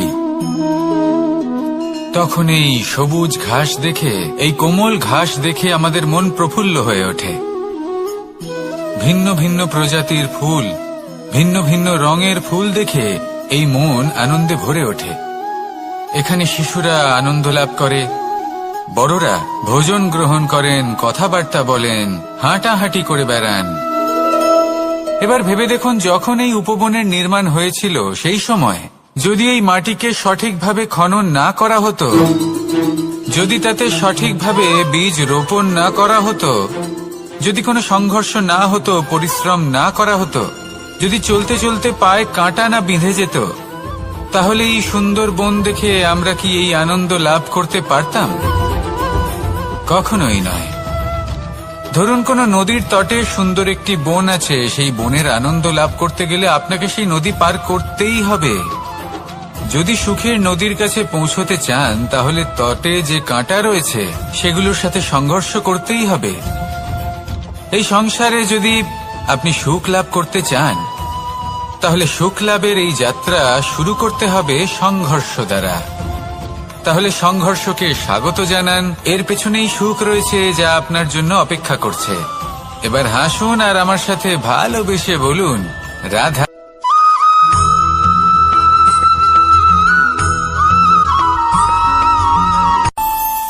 আমাদের মনে যখন কোনো প্রশ্ন ওঠে, কোনো দ্বন্দ্ব জাগে, তখন আমরা যাই আমাদের গুরুর কাছে, আমাদের আরাধ্যের কাছে গিয়ে জিজ্ঞেস করি। এইভাবেই একদিন আমি পৌঁছলাম আমার আরাধ্যের কাছে, আমার মহাদেবের কাছে, আর ওনাকে প্রশ্ন করলাম যে মহাদেব, জীবনে আনন্দ পাওয়ার, উৎসব পালনের, প্রেম ভাগ করে নেবার, জীবনকে উপভোগ করে নেওয়ার সর্বশ্রেষ্ঠ সময় কোনটা? মহাদেব হাসলেন আর উনি বললেন, জীবনে উৎসব পালনের সবথেকে শ্রেষ্ঠ দিন হল মৃত্যুর ঠিক আগের দিনটা। প্রেম ভাগ করে নেওয়ার সবথেকে শ্রেষ্ঠ মুহূর্ত হল মৃত্যুর ঠিক আগের মুহূর্ত। জীবনকে উপভোগ করে নেওয়ার সর্বশ্রেষ্ঠ প্রহর হল মৃত্যুর এক প্রহর পূর্বে। তখন আমি চমকে গেলাম। আমি বললাম, কিন্তু মহাদেব, মৃত্যু তো অনিশ্চিত, আমরা জানিও না কবে আমাদের মৃত্যু হবে। মহাদেব আবার হাসলেন। উনি বললেন যে যদি আমরা এভাবে জীবন কাটাই যে আমরা জীবনের প্রত্যেক দিন, প্রত্যেক মুহূর্ত, প্রত্যেক প্রহর শেষ বলে মনে করি, তাহলে আমাদের সমস্ত জীবন আনন্দের সাথেই অতিবাহিত হবে। কি বলেন?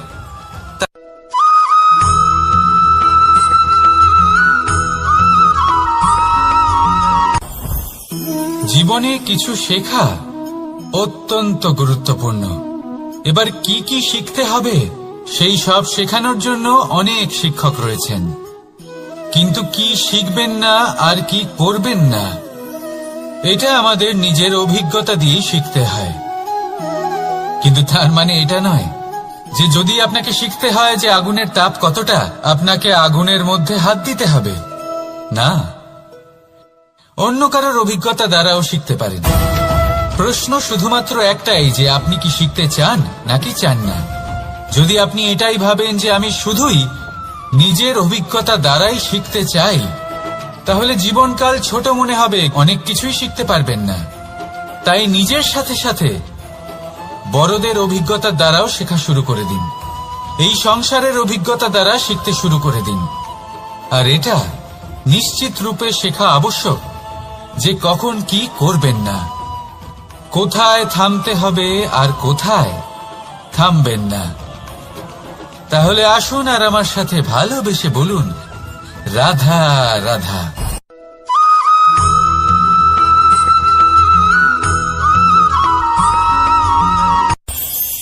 এই সংসারে আমরা প্রকাশ কোথা থেকে পাই? এর উত্তর বড়ই সরল। ভোরে যখন সূর্যোদয় হয় তখন প্রকাশের কিরণ আমাদের ঘরে এসে পৌঁছয়। এইভাবেই আমরা প্রকাশ লাভ করি। এবার এই প্রকাশের আলোতেই আমরা সারাদিনের কাজ সম্পন্ন করি। সন্ধে হয়ে যায়, সূর্যাস্তও হয়ে যায়, আর আমাদের ঘর যাতে অন্ধকার না হয় তার জন্য আমরা একটা প্রদীপ প্রজ্বলিত করি। এটাই ঘটে আমাদের জীবনেও। এবার প্রবাহমান আয়ুর সাথে আমরা আমাদের অন্তরে যদি একটা প্রদীপ প্রজ্বলিত করে নিই তাহলে বিষয়টাই অন্যরকম হবে। এবার আপনি বলবেন, কোন প্রকাশের কথা বলছি যা আমাদের অন্তরে জাগ্রত করা সম্ভব? আমাদের আত্মার মাঝে প্রেমের প্রকাশ জাগ্রত করার কথা বলছি। কারণ আমাদের এই জীবন এও হলো দিনের আলোর মতো। আজ প্রকাশ আছে, কিন্তু কোনোদিন অবশ্যই অস্ত হবে। কিন্তু অস্ত হবার আগে যদি আমরা আমাদের আত্মার মাঝে প্রেমের এই প্রকাশ উজ্জ্বলিত করে নিই, তাহলে আমাদের সন্ধ্যাকালও আমরা আনন্দে এবং প্রেমে যাপন করব। তাহলে আসুন আর আমার সাথে ভালোবেসে বলুন, রাধা রাধা।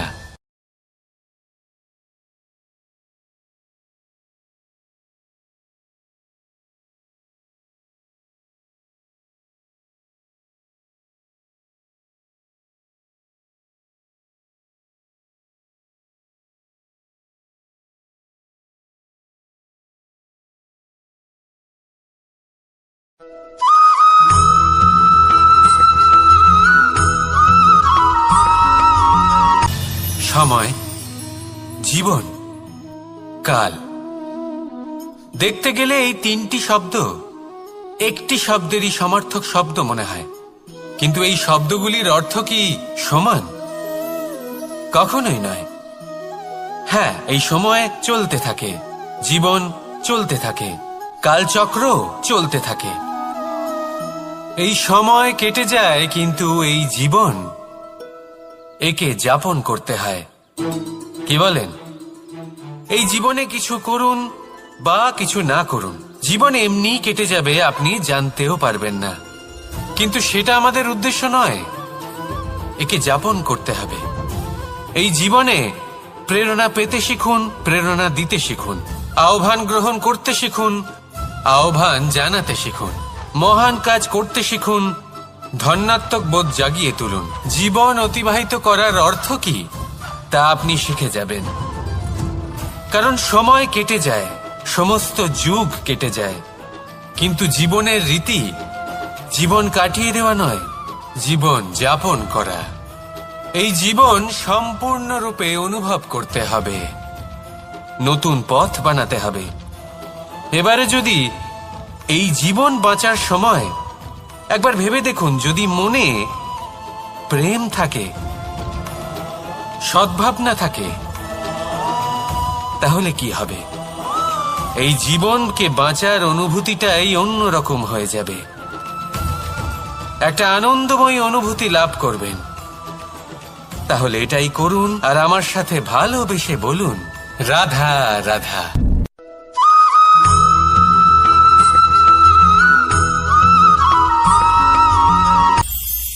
এটা হলো ধান গাছ। এর থেকে যে চাল উৎপন্ন হয় তা মানুষ গ্রহণ করেন। আর এটা কি? এ হলো জংলি ঘাস।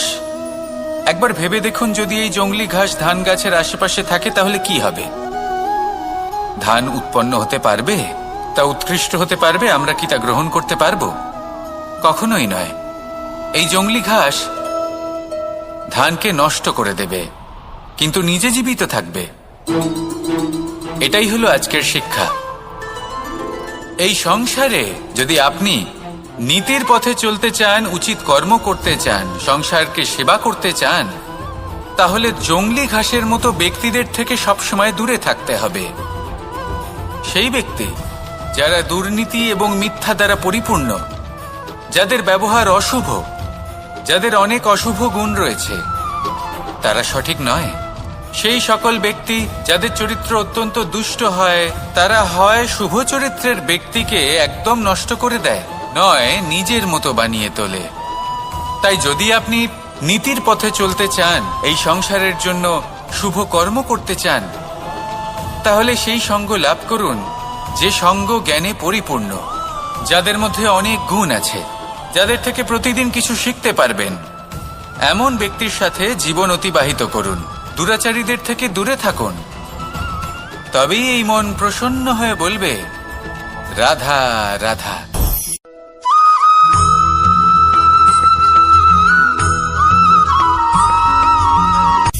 সূচের শেষে একটি ছিদ্র থাকে, যার দ্বারা আমরা এই সুতো পরাতে পারি, আর তারপর সূচের সাহায্যে এই সুতো দিয়ে বস্ত্র সেলাই করা যায়। কিন্তু যদি সুতোটা সোজা করে ধরা না হয়, তাহলে সূচে কখনো এই সুতো পরানোই সম্ভব নয়। যদি এতে কোনো গিঁট পড়ে, তখন তা কখনোই এই ছিদ্র দ্বারা প্রবেশ করা সম্ভব নয়। ঠিক এইভাবেই যদি আপনি কারোর জীবনে প্রবেশ করতে চান, কারোর অন্তরে প্রবেশ করতে চান, তাহলে আপনাকেও সহজ থাকতে হবে।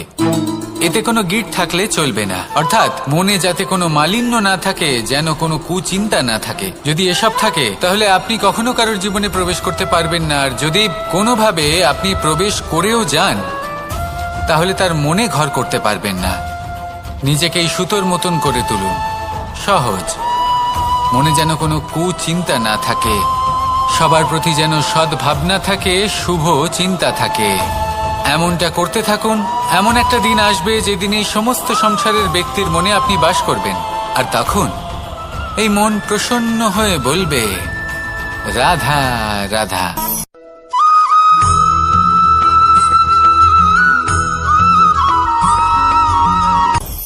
আপনি কখনো পর্বতের শিখরে উঠেছেন? আপনি দেখতে পাবেন পর্বতের পদতলে প্রচুর সুন্দর ফুল রয়েছে, সবুজ বনানী রয়েছে।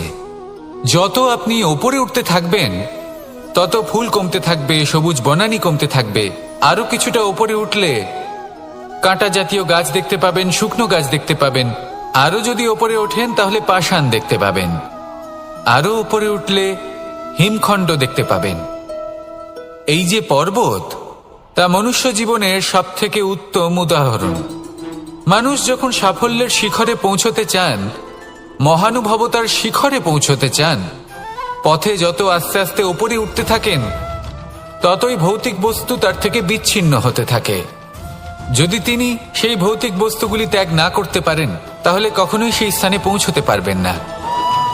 আর মানুষ যদি উচিত ত্যাগ করতে পারেন, পথে অগ্রসর হতে থাকেন, এগোতে থাকেন, তাহলে একদিন না একদিন তিনি মহানুভবতার, জ্ঞানের, সাফল্যের হিমের স্বাদ অবশ্যই লাভ করবেন। মনে রাখবেন, মানব জীবনের ত্যাগ হলো অত্যন্ত গুরুত্বপূর্ণ অংশ। আসুন আমার সাথে ভালোবেসে বলুন, রাধা রাধা।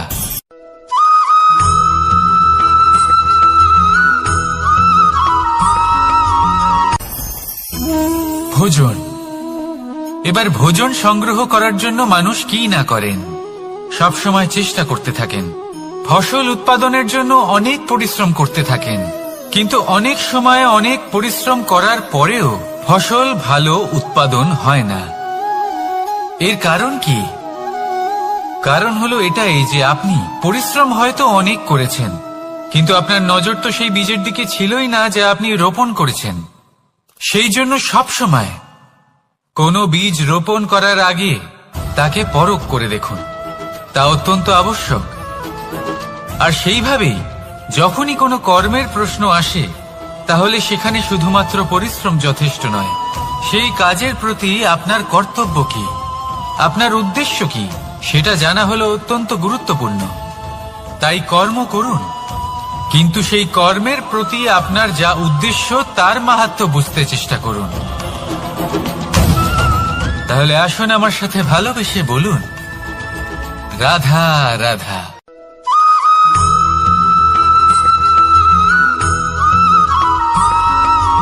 বসন্ত ঋতু, এই সময় মন আনন্দে ভরে থাকে।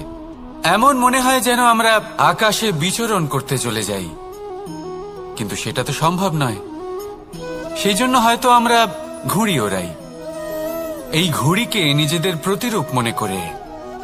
এবার অনেক মানুষ আছেন যারা ঘুড়ি ওড়ান, কিন্তু এই কর্মের সারমর্ম কি সেটা কজন বুঝতে পারেন? আপনি এটা মনে করুন যে আপনি হলেন সেই ঘুড়ি, আর এই সুতো যিনি ধরে রয়েছেন তিনি হলেন পরমাত্মা। আর এই সুতো যেখান থেকে শুরু হয় সেই লাটাই হলো আমাদের কর্মচক্র। এবার আপনি নিজেই অনুমান করুন যে এই উড়ান কার ওপর নির্ভরশীল, পরমাত্মার ওপর আর আপনার কর্মের ওপর। যদি পরমাত্মা আপনার হাত ধরে থাকেন, আপনার সাথে থাকেন, যদি আপনি শুভ কর্ম করতে থাকেন, আপনি এই আকাশে উড়তে থাকবেন। কিন্তু কোথাও কোথাও যদি পরমাত্মার সাথে এই বন্ধন ছিন্ন হয়, আপনার কর্মচক্র খারাপ হয়ে যায় বা থেমে যায়, তাহলে আপনার এই ঘুড়ি কেটে যাবে আর দূরে কোনো গাছের ডালে গিয়ে আটকে যাবে। তাই শুধুমাত্র ঘুড়ি ওড়াবেন না, তার থেকে শিখুন, পরমাত্মার সাহচর্যে থাকুন, সবসময় শুভ কর্ম করতে থাকুন আর সবসময় এই আকাশে উড়তে থাকুন। আসুন আর আমার সাথে ভালোবেসে বলুন, রাধা।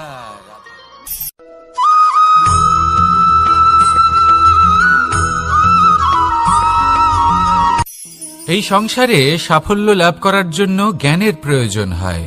পরিশ্রমের প্রয়োজন হয়, দৃঢ় নিষ্ঠার প্রয়োজন হয়, নিরন্তর চেষ্টা করা প্রয়োজনীয়। কিন্তু আরো কিছু আছে যা অত্যন্ত প্রয়োজনীয় এবং গুরুত্বপূর্ণ। তা হলো ভালো বন্ধু। তাদের থাকা অত্যন্ত প্রয়োজনীয়। যদি ভালো বন্ধু থাকে তাহলে সময় এলে তারা ঢাল হয়ে আপনাকে সুরক্ষা করবেন। সময় এলে অস্ত্রের মতো শত্রুকে সংহারও করবেন। যদি তিনি জ্ঞানী হন, তাদের মধ্যে সদ্গুণ থাকে, তাহলে এই সব গুণ আপনার মধ্যেও প্রবেশ করবে। তাহলে সাফল্যের জন্য ভালো বন্ধু পাওয়া অত্যন্ত প্রয়োজনীয়। কিন্তু শুধু বন্ধু কেন, ভালো শত্রুও থাকা প্রয়োজনীয়। এবার আপনি ভাববেন, এ আমি কি বললাম? যদি আপনার জীবনেও ভালো অর্থাৎ শক্তিশালী শত্রু থাকে, তাহলে আপনিও শক্তিশালী হতে থাকবেন। এই শত্রু আপনাকে প্রেরিত করবে আরো বেশি শক্তিশালী হয়ে ওঠার। কখনো কোনো হরিণকে দেখুন, তীব্র গতিতে দৌড়তে থাকে। কেন তীব্র গতিতে দৌড়য়? এই কারণে নয় যে কোথাও তার জন্য মধুর ঘাস অপেক্ষা করে রয়েছে, না। সে এই কারণে তীব্র গতিতে দৌড়য় কারণ সেটা না করলে তার পেছনে একটি সিংহ আছে যে ওকে নিজের ভোজন করে ফেলবে। তাই জীবনে বিপদ, সংকট, এই সবকিছুও হলো অত্যন্ত গুরুত্বপূর্ণ। তার সম্মুখীন হতে শিখুন আর আমার সাথে ভালোবেসে বলুন, রাধা রাধা।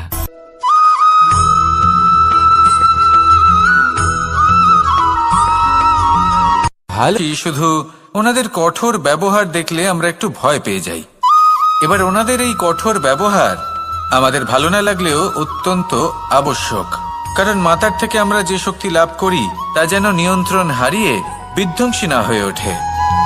আমরা যেন কোনো কুপথে না চলে যাই, আমরা কখনো যেন দোষ না করে ফেলি। শুধু সেই জন্য পিতা এবং গুরু একটু কঠোর হয়ে ওঠেন, এবং ওনাদের এই কঠোর আচরণ ভবিষ্যতে গিয়ে আমরা অবশ্যই বুঝতে পারি। জীবনে কিছু বছর আমরা এগিয়ে যাই আর তারপর আমরা বুঝতে পারি যে বাবা এবং গুরু আমাদের যথেষ্ট ভালোবাসতেন, কিন্তু ওনাদের ভালোবাসার বহিঃপ্রকাশ আলাদা। প্রয়োজনীয় হলো এটা দেখার, এটা বোঝার যে শুরু থেকে আমাদের প্রতি ওনাদের আচরণ কেমন ছিল। ওনাদের কঠোর হওয়ার পেছনে ওনাদের ভালোবাসাটা বোঝার চেষ্টা করুন, ওনাদের চিন্তাটা বোঝার চেষ্টা করুন, ওনাদের পথপ্রদর্শনের আড়ালে আপনার ভবিষ্যতের জন্য যে পরিকল্পনা ওনারা করেছেন সেটা বোঝার চেষ্টা করুন। তখন আপনারা বুঝতে পারবেন ওনাদের ভালোবাসাকে। আপনার মনের মধ্যে আপনা থেকেই ওনাদের প্রতি সম্মান জেগে উঠবে। নিজের পিতা এবং নিজের গুরু এই দুজনের প্রতি কৃতজ্ঞতা প্রকাশ করুন আর আমার সাথে ভালোবেসে বলুন, রাধা রাধা।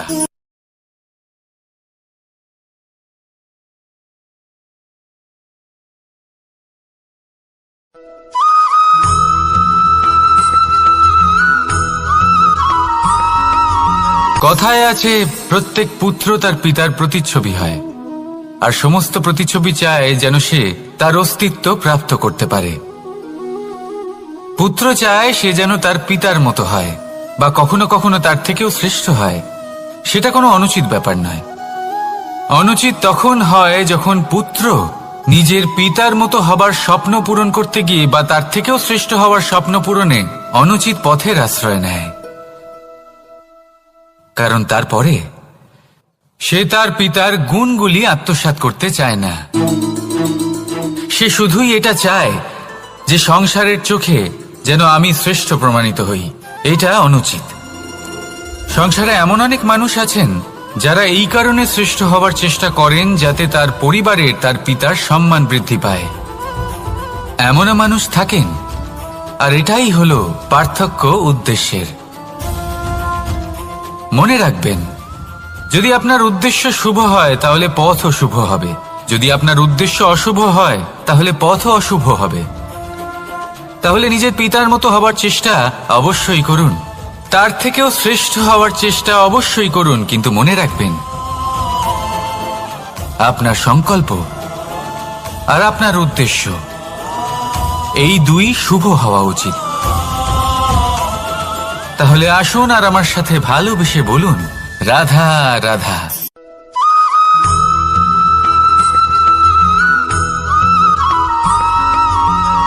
আপনি কখনো কোনো বাজকে নিজের বাসা বানাতে দেখেছেন? এই বাজ যখনই কোনো বাসা বানায় তখন উঁচু গাছের ডালে বা কোনো পর্বতের শিখরে বাসা বানায়, অনেক উচ্চতায়। আর সেখানে তার সন্তানও জন্মগ্রহণ করে। যখন এই সন্তানেরা জন্মায় তখন এই বাজ খুবই ভালোবেসে এবং খুব সাবধানে এদের পালন পোষণ করে। নিজের ঠোঁট দিয়ে তাদের ঠোঁটে খাবার পরিবেশন করে। কিন্তু যেই সেই সন্তানেরা হৃষ্টপুষ্ট হয়ে যায় এবং সেই কথা বাজ নিজে বুঝতে পেরে যায়, সেই বাজ নিজেই সেই বাসা ছিন্ন ভিন্ন করে দেয়। সেই সন্তান যাদের সবেমাত্র ডানা গজিয়েছে, কিভাবে উড়তে হয় তারা জানে না, সেই সন্তানগুলিকে উচ্চতা থেকে ঠেলে দেয়। সেই সন্তান প্রথমে ভয়ভীত হয়ে যায়। তারা সামনে মৃত্যুকে দেখতে পেয়ে ভয়ের কারণে তাদের ডানা ঝাপটাতে থাকে।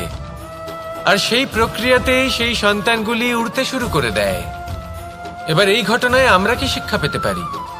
এটাই, যদি আপনি মাতা পিতা হন তাহলে নিজের সন্তানকে অবশ্যই স্নেহ করুন, কিন্তু তাদেরকে নিজের আঁচলের তলায় বেঁধে রাখবেন না।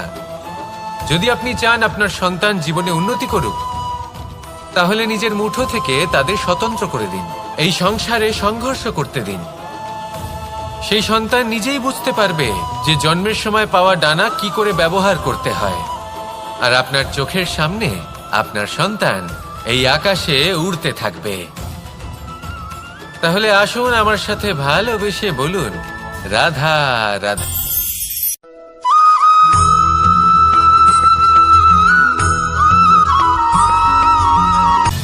সময়, জীবন, কাল।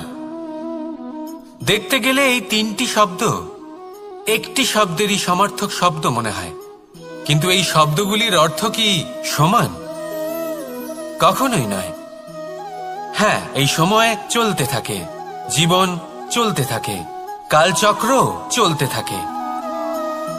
এই সময় কেটে যায়, কিন্তু এই জীবন একে যাপন করতে হয়। কি বলেন? এই জীবনে কিছু করুন বা কিছু না করুন, জীবন এমনি কেটে যাবে, আপনি জানতেও পারবেন না। কিন্তু সেটা আমাদের উদ্দেশ্য নয়। একে যাপন করতে হবে।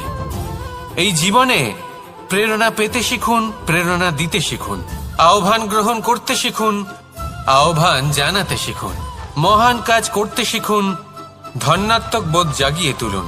জীবন অতিবাহিত করার অর্থ কি তা আপনি শিখে যাবেন। কারণ সময় কেটে যায়, সমস্ত যুগ কেটে যায়, কিন্তু জীবনের রীতি জীবন কাটিয়ে দেওয়া নয়, জীবন যাপন করা। এই জীবন সম্পূর্ণরূপে অনুভব করতে হবে, নতুন পথ বানাতে হবে। এবারে যদি এই জীবন বাঁচার সময় একবার ভেবে দেখুন, যদি মনে প্রেম থাকে, সদ্ভাবনা থাকে, তাহলে কি হবে? এই জীবনকে বাঁচার অনুভূতিটাই অন্যরকম হয়ে যাবে। একটা আনন্দময় অনুভূতি লাভ করবেন। তাহলে এটাই করুন আর আমার সাথে ভালোবেসে বলুন, রাধা রাধা।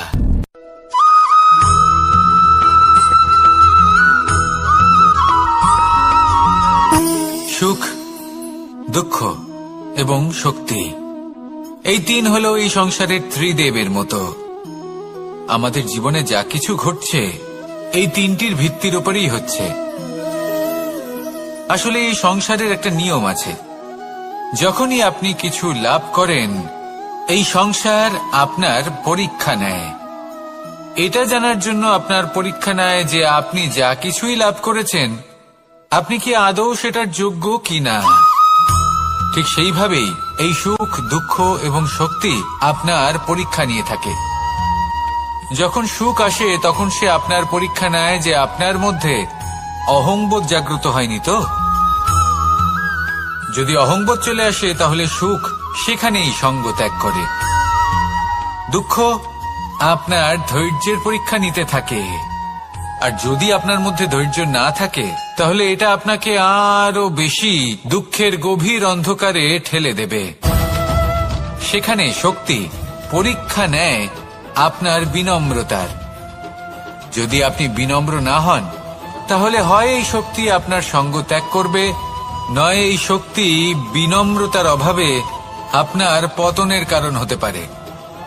এই সংসারে যে কোনো ব্যক্তি যিনি এই পরীক্ষায় উত্তীর্ণ হয়ে থাকেন, এই জীবনে তিনি সাফল্য লাভ করেন। আসুন আমার সাথে ভালোবেসে বলুন, রাধা রাধা।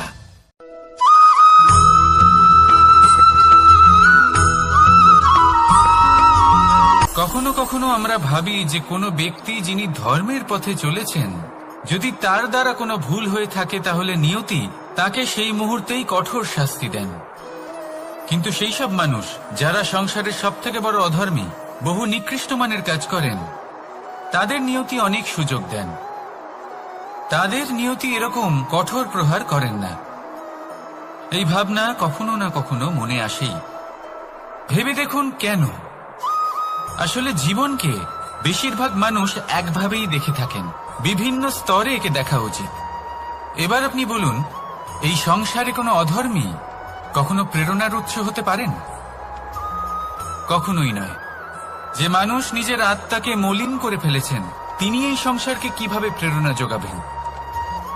উনি নিজেই বুঝতে পারেন না কোনটা করা উচিত, ধর্ম কোনটা। তাই নিয়তি তাকে একটা সুযোগ দেন, এটা বোঝার সুযোগ দেন যে কোনটা উচিত, কোনটা ধর্ম। সুযোগ দেন নিজের বিবেক জাগিয়ে তোলার, তাকে সুযোগ দেন নিজের অন্তরাত্মার ডাক শোনার। যখন তাতেও কাজ হয় না, তখন নিয়তির কাছে একটাই পথ বাকি থাকে, আর তা হল মহাবিনাশ। মহাবিনাশ হয়তো দেরিতেই আসতে পারে, কিন্তু তা অবশ্যই আসবে। আর যখন মহাবিনাশ আসে, তখন মহাবিনাশের যন্ত্রণা সমগ্র মানব জীবনের যন্ত্রণার থেকে অনেক বেশি হয়। এই কথাটা সবসময় মনে রাখবেন। আর অন্যদিকে যে মানুষ ধর্মের পথে চলছেন, তার দ্বারা যদি কোনো ভুল হয়ে থাকে, তখন নিয়তি তার পরীক্ষা নেন। কিছুক্ষণের জন্য মানুষের মনে হতে পারে নিয়তি তাকে কঠোর শাস্তি দিয়েছেন।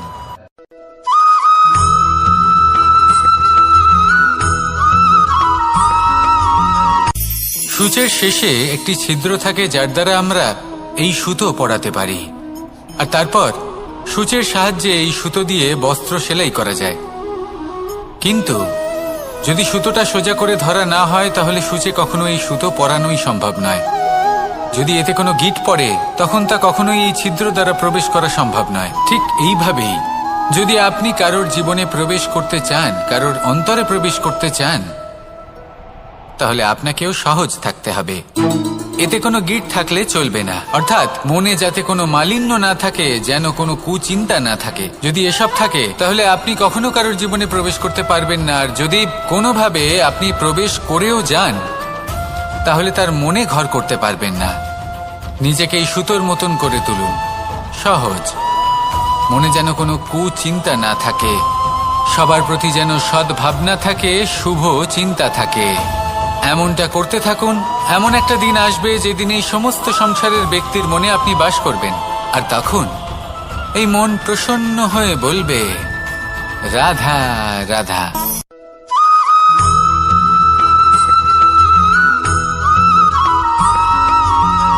পিতা আর পুত্রের সম্পর্ক অত্যন্ত মধুর হয়ে থাকে। পিতা স্বপ্ন দেখেন, তাকে পূর্ণ করার সকল সম্ভাব্য চেষ্টা করেন, কিন্তু তাও অনেক সময় ওনার স্বপ্ন অপূর্ণ থেকে যায়। তখন পিতা ভাবেন যে স্বপ্ন উনি পূর্ণ করতে পারেননি, ওনার সন্তান তা অবশ্যই পূরণ করবে।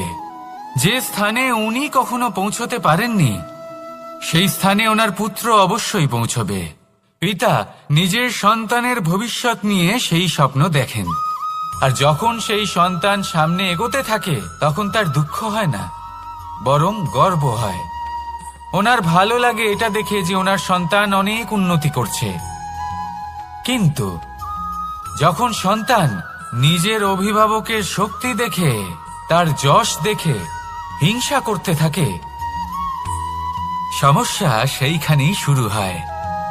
সেই জন্য সকল সন্তানকে এটা মনে রাখতে হবে। দেখুন, পুত্র হবার সুবাদে, এক সন্তান হবার সুবাদে এটা হলো আপনার অধিকার যে আপনি আপনার পিতার থেকে বেশি উন্নতি করবেন। আপনার পিতাও এটাই চান, কিন্তু সুস্থভাবে এটা করুন। একটা রেখা টেনে নিন যাতে আপনি তাতে এগোতে পারেন আর আপনার পিতার তাতে গর্ববোধ হয়, আর সেই বিষয়ে দুঃখ না হয় যে আমার সন্তান আমাকেই ছোট করার চেষ্টা করছে। ইতিহাস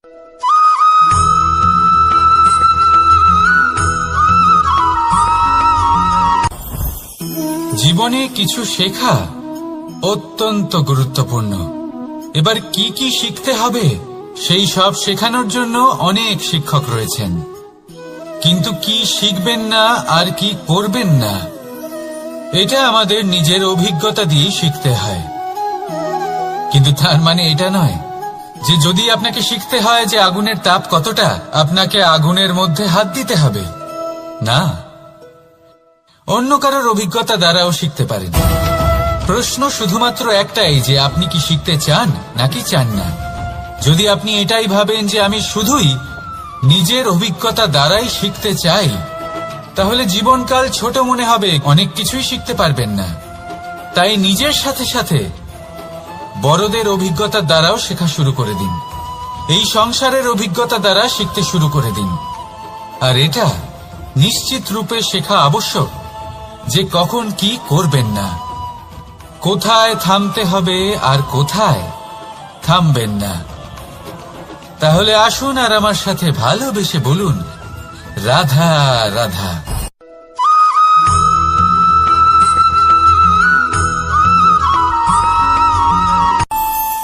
আমাদের মনে যখন কোনো প্রশ্ন ওঠে, কোনো দ্বন্দ্ব জাগে, তখন আমরা যাই আমাদের গুরুর কাছে, আমাদের আরাধ্যের কাছে গিয়ে জিজ্ঞেস করি। এইভাবেই একদিন আমি পৌঁছলাম আমার আরাধ্যের কাছে, আমার মহাদেবের কাছে, আর ওনাকে প্রশ্ন করলাম যে মহাদেব, জীবনে আনন্দ পাওয়ার, উৎসব পালনের, প্রেম ভাগ করে নেবার, জীবনকে উপভোগ করে নেওয়ার সর্বশ্রেষ্ঠ সময় কোনটা? মহাদেব হাসলেন আর উনি বললেন, জীবনে উৎসব পালনের সব থেকে শ্রেষ্ঠ দিন হল মৃত্যুর ঠিক আগের দিনটা। প্রেম ভাগ করে নেওয়ার সব থেকে শ্রেষ্ঠ মুহূর্ত হল মৃত্যুর ঠিক আগের মুহূর্ত।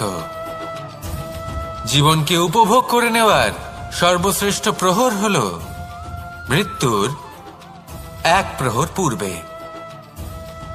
তখন আমি চমকে গেলাম। আমি বললাম, কিন্তু মহাদেব, মৃত্যু তো অনিশ্চিত, আমরা জানিও না কবে আমাদের মৃত্যু হবে।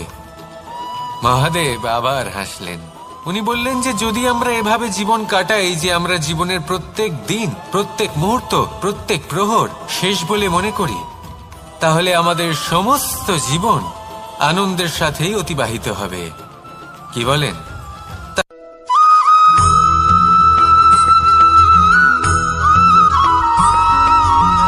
পঞ্চতত্ত্বের মধ্যে দ্বিতীয় তত্ত্ব হল ধরণী, ভূমি, যাকে আমরা ধরণী মাতা বলি।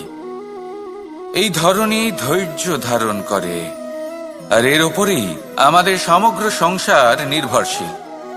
কারণ এই ভূমি সহ্য ক্ষমতা রাখে, এর সহ্য ক্ষমতা হল অপরিসীম। সন্তান যতই আঘাত প্রদান করুক না কেন, প্রেম পূর্বক সহ্য করে, আর তার বদলে অমূল্য রত্ন প্রদান করে। সন্তান যদি হাল চালায়, তাহলে তার বদলে তাকে অন্ন প্রদান করে। এটাই হলো ধরণী। এবার এর থেকে আমরা কি শিক্ষা পেতে পারি? এটাই যে কারোর জন্য কিছু করা বা কাউকে কিছু দেওয়া মনে কোনো কামনা ছাড়াই। আর এই কথাটা বুঝে যান, যদি কারোর জন্য কামনা না রেখে বা কোনো পাওয়ার আশা না রেখে কারোর জন্য কিছু করেন বা কারোকে কিছু দেন, যদি এটা আপনি শিখতে পারেন, তবে আপনি ভালোবাসতে শিখে গেছেন। আর সেই জন্যই এই ধরিত্রীকে মাতা বলা হয়। কারণ মাতা শুধু উনি নন যিনি গর্ভে সন্তানকে ধারণ করেন, মাতা তো উনিও যিনি জীবন বাঁচতে শেখান, যিনি জীবন বাঁচার উদাহরণ প্রদান করেন। তাহলে ধরণীর থেকে এই নিঃস্বার্থ ভাব শিখুন, নিঃস্বার্থ ভালোবাসা শিখুন, আর এই ভালোবাসার সাথেই বলুন রাধা রাধা।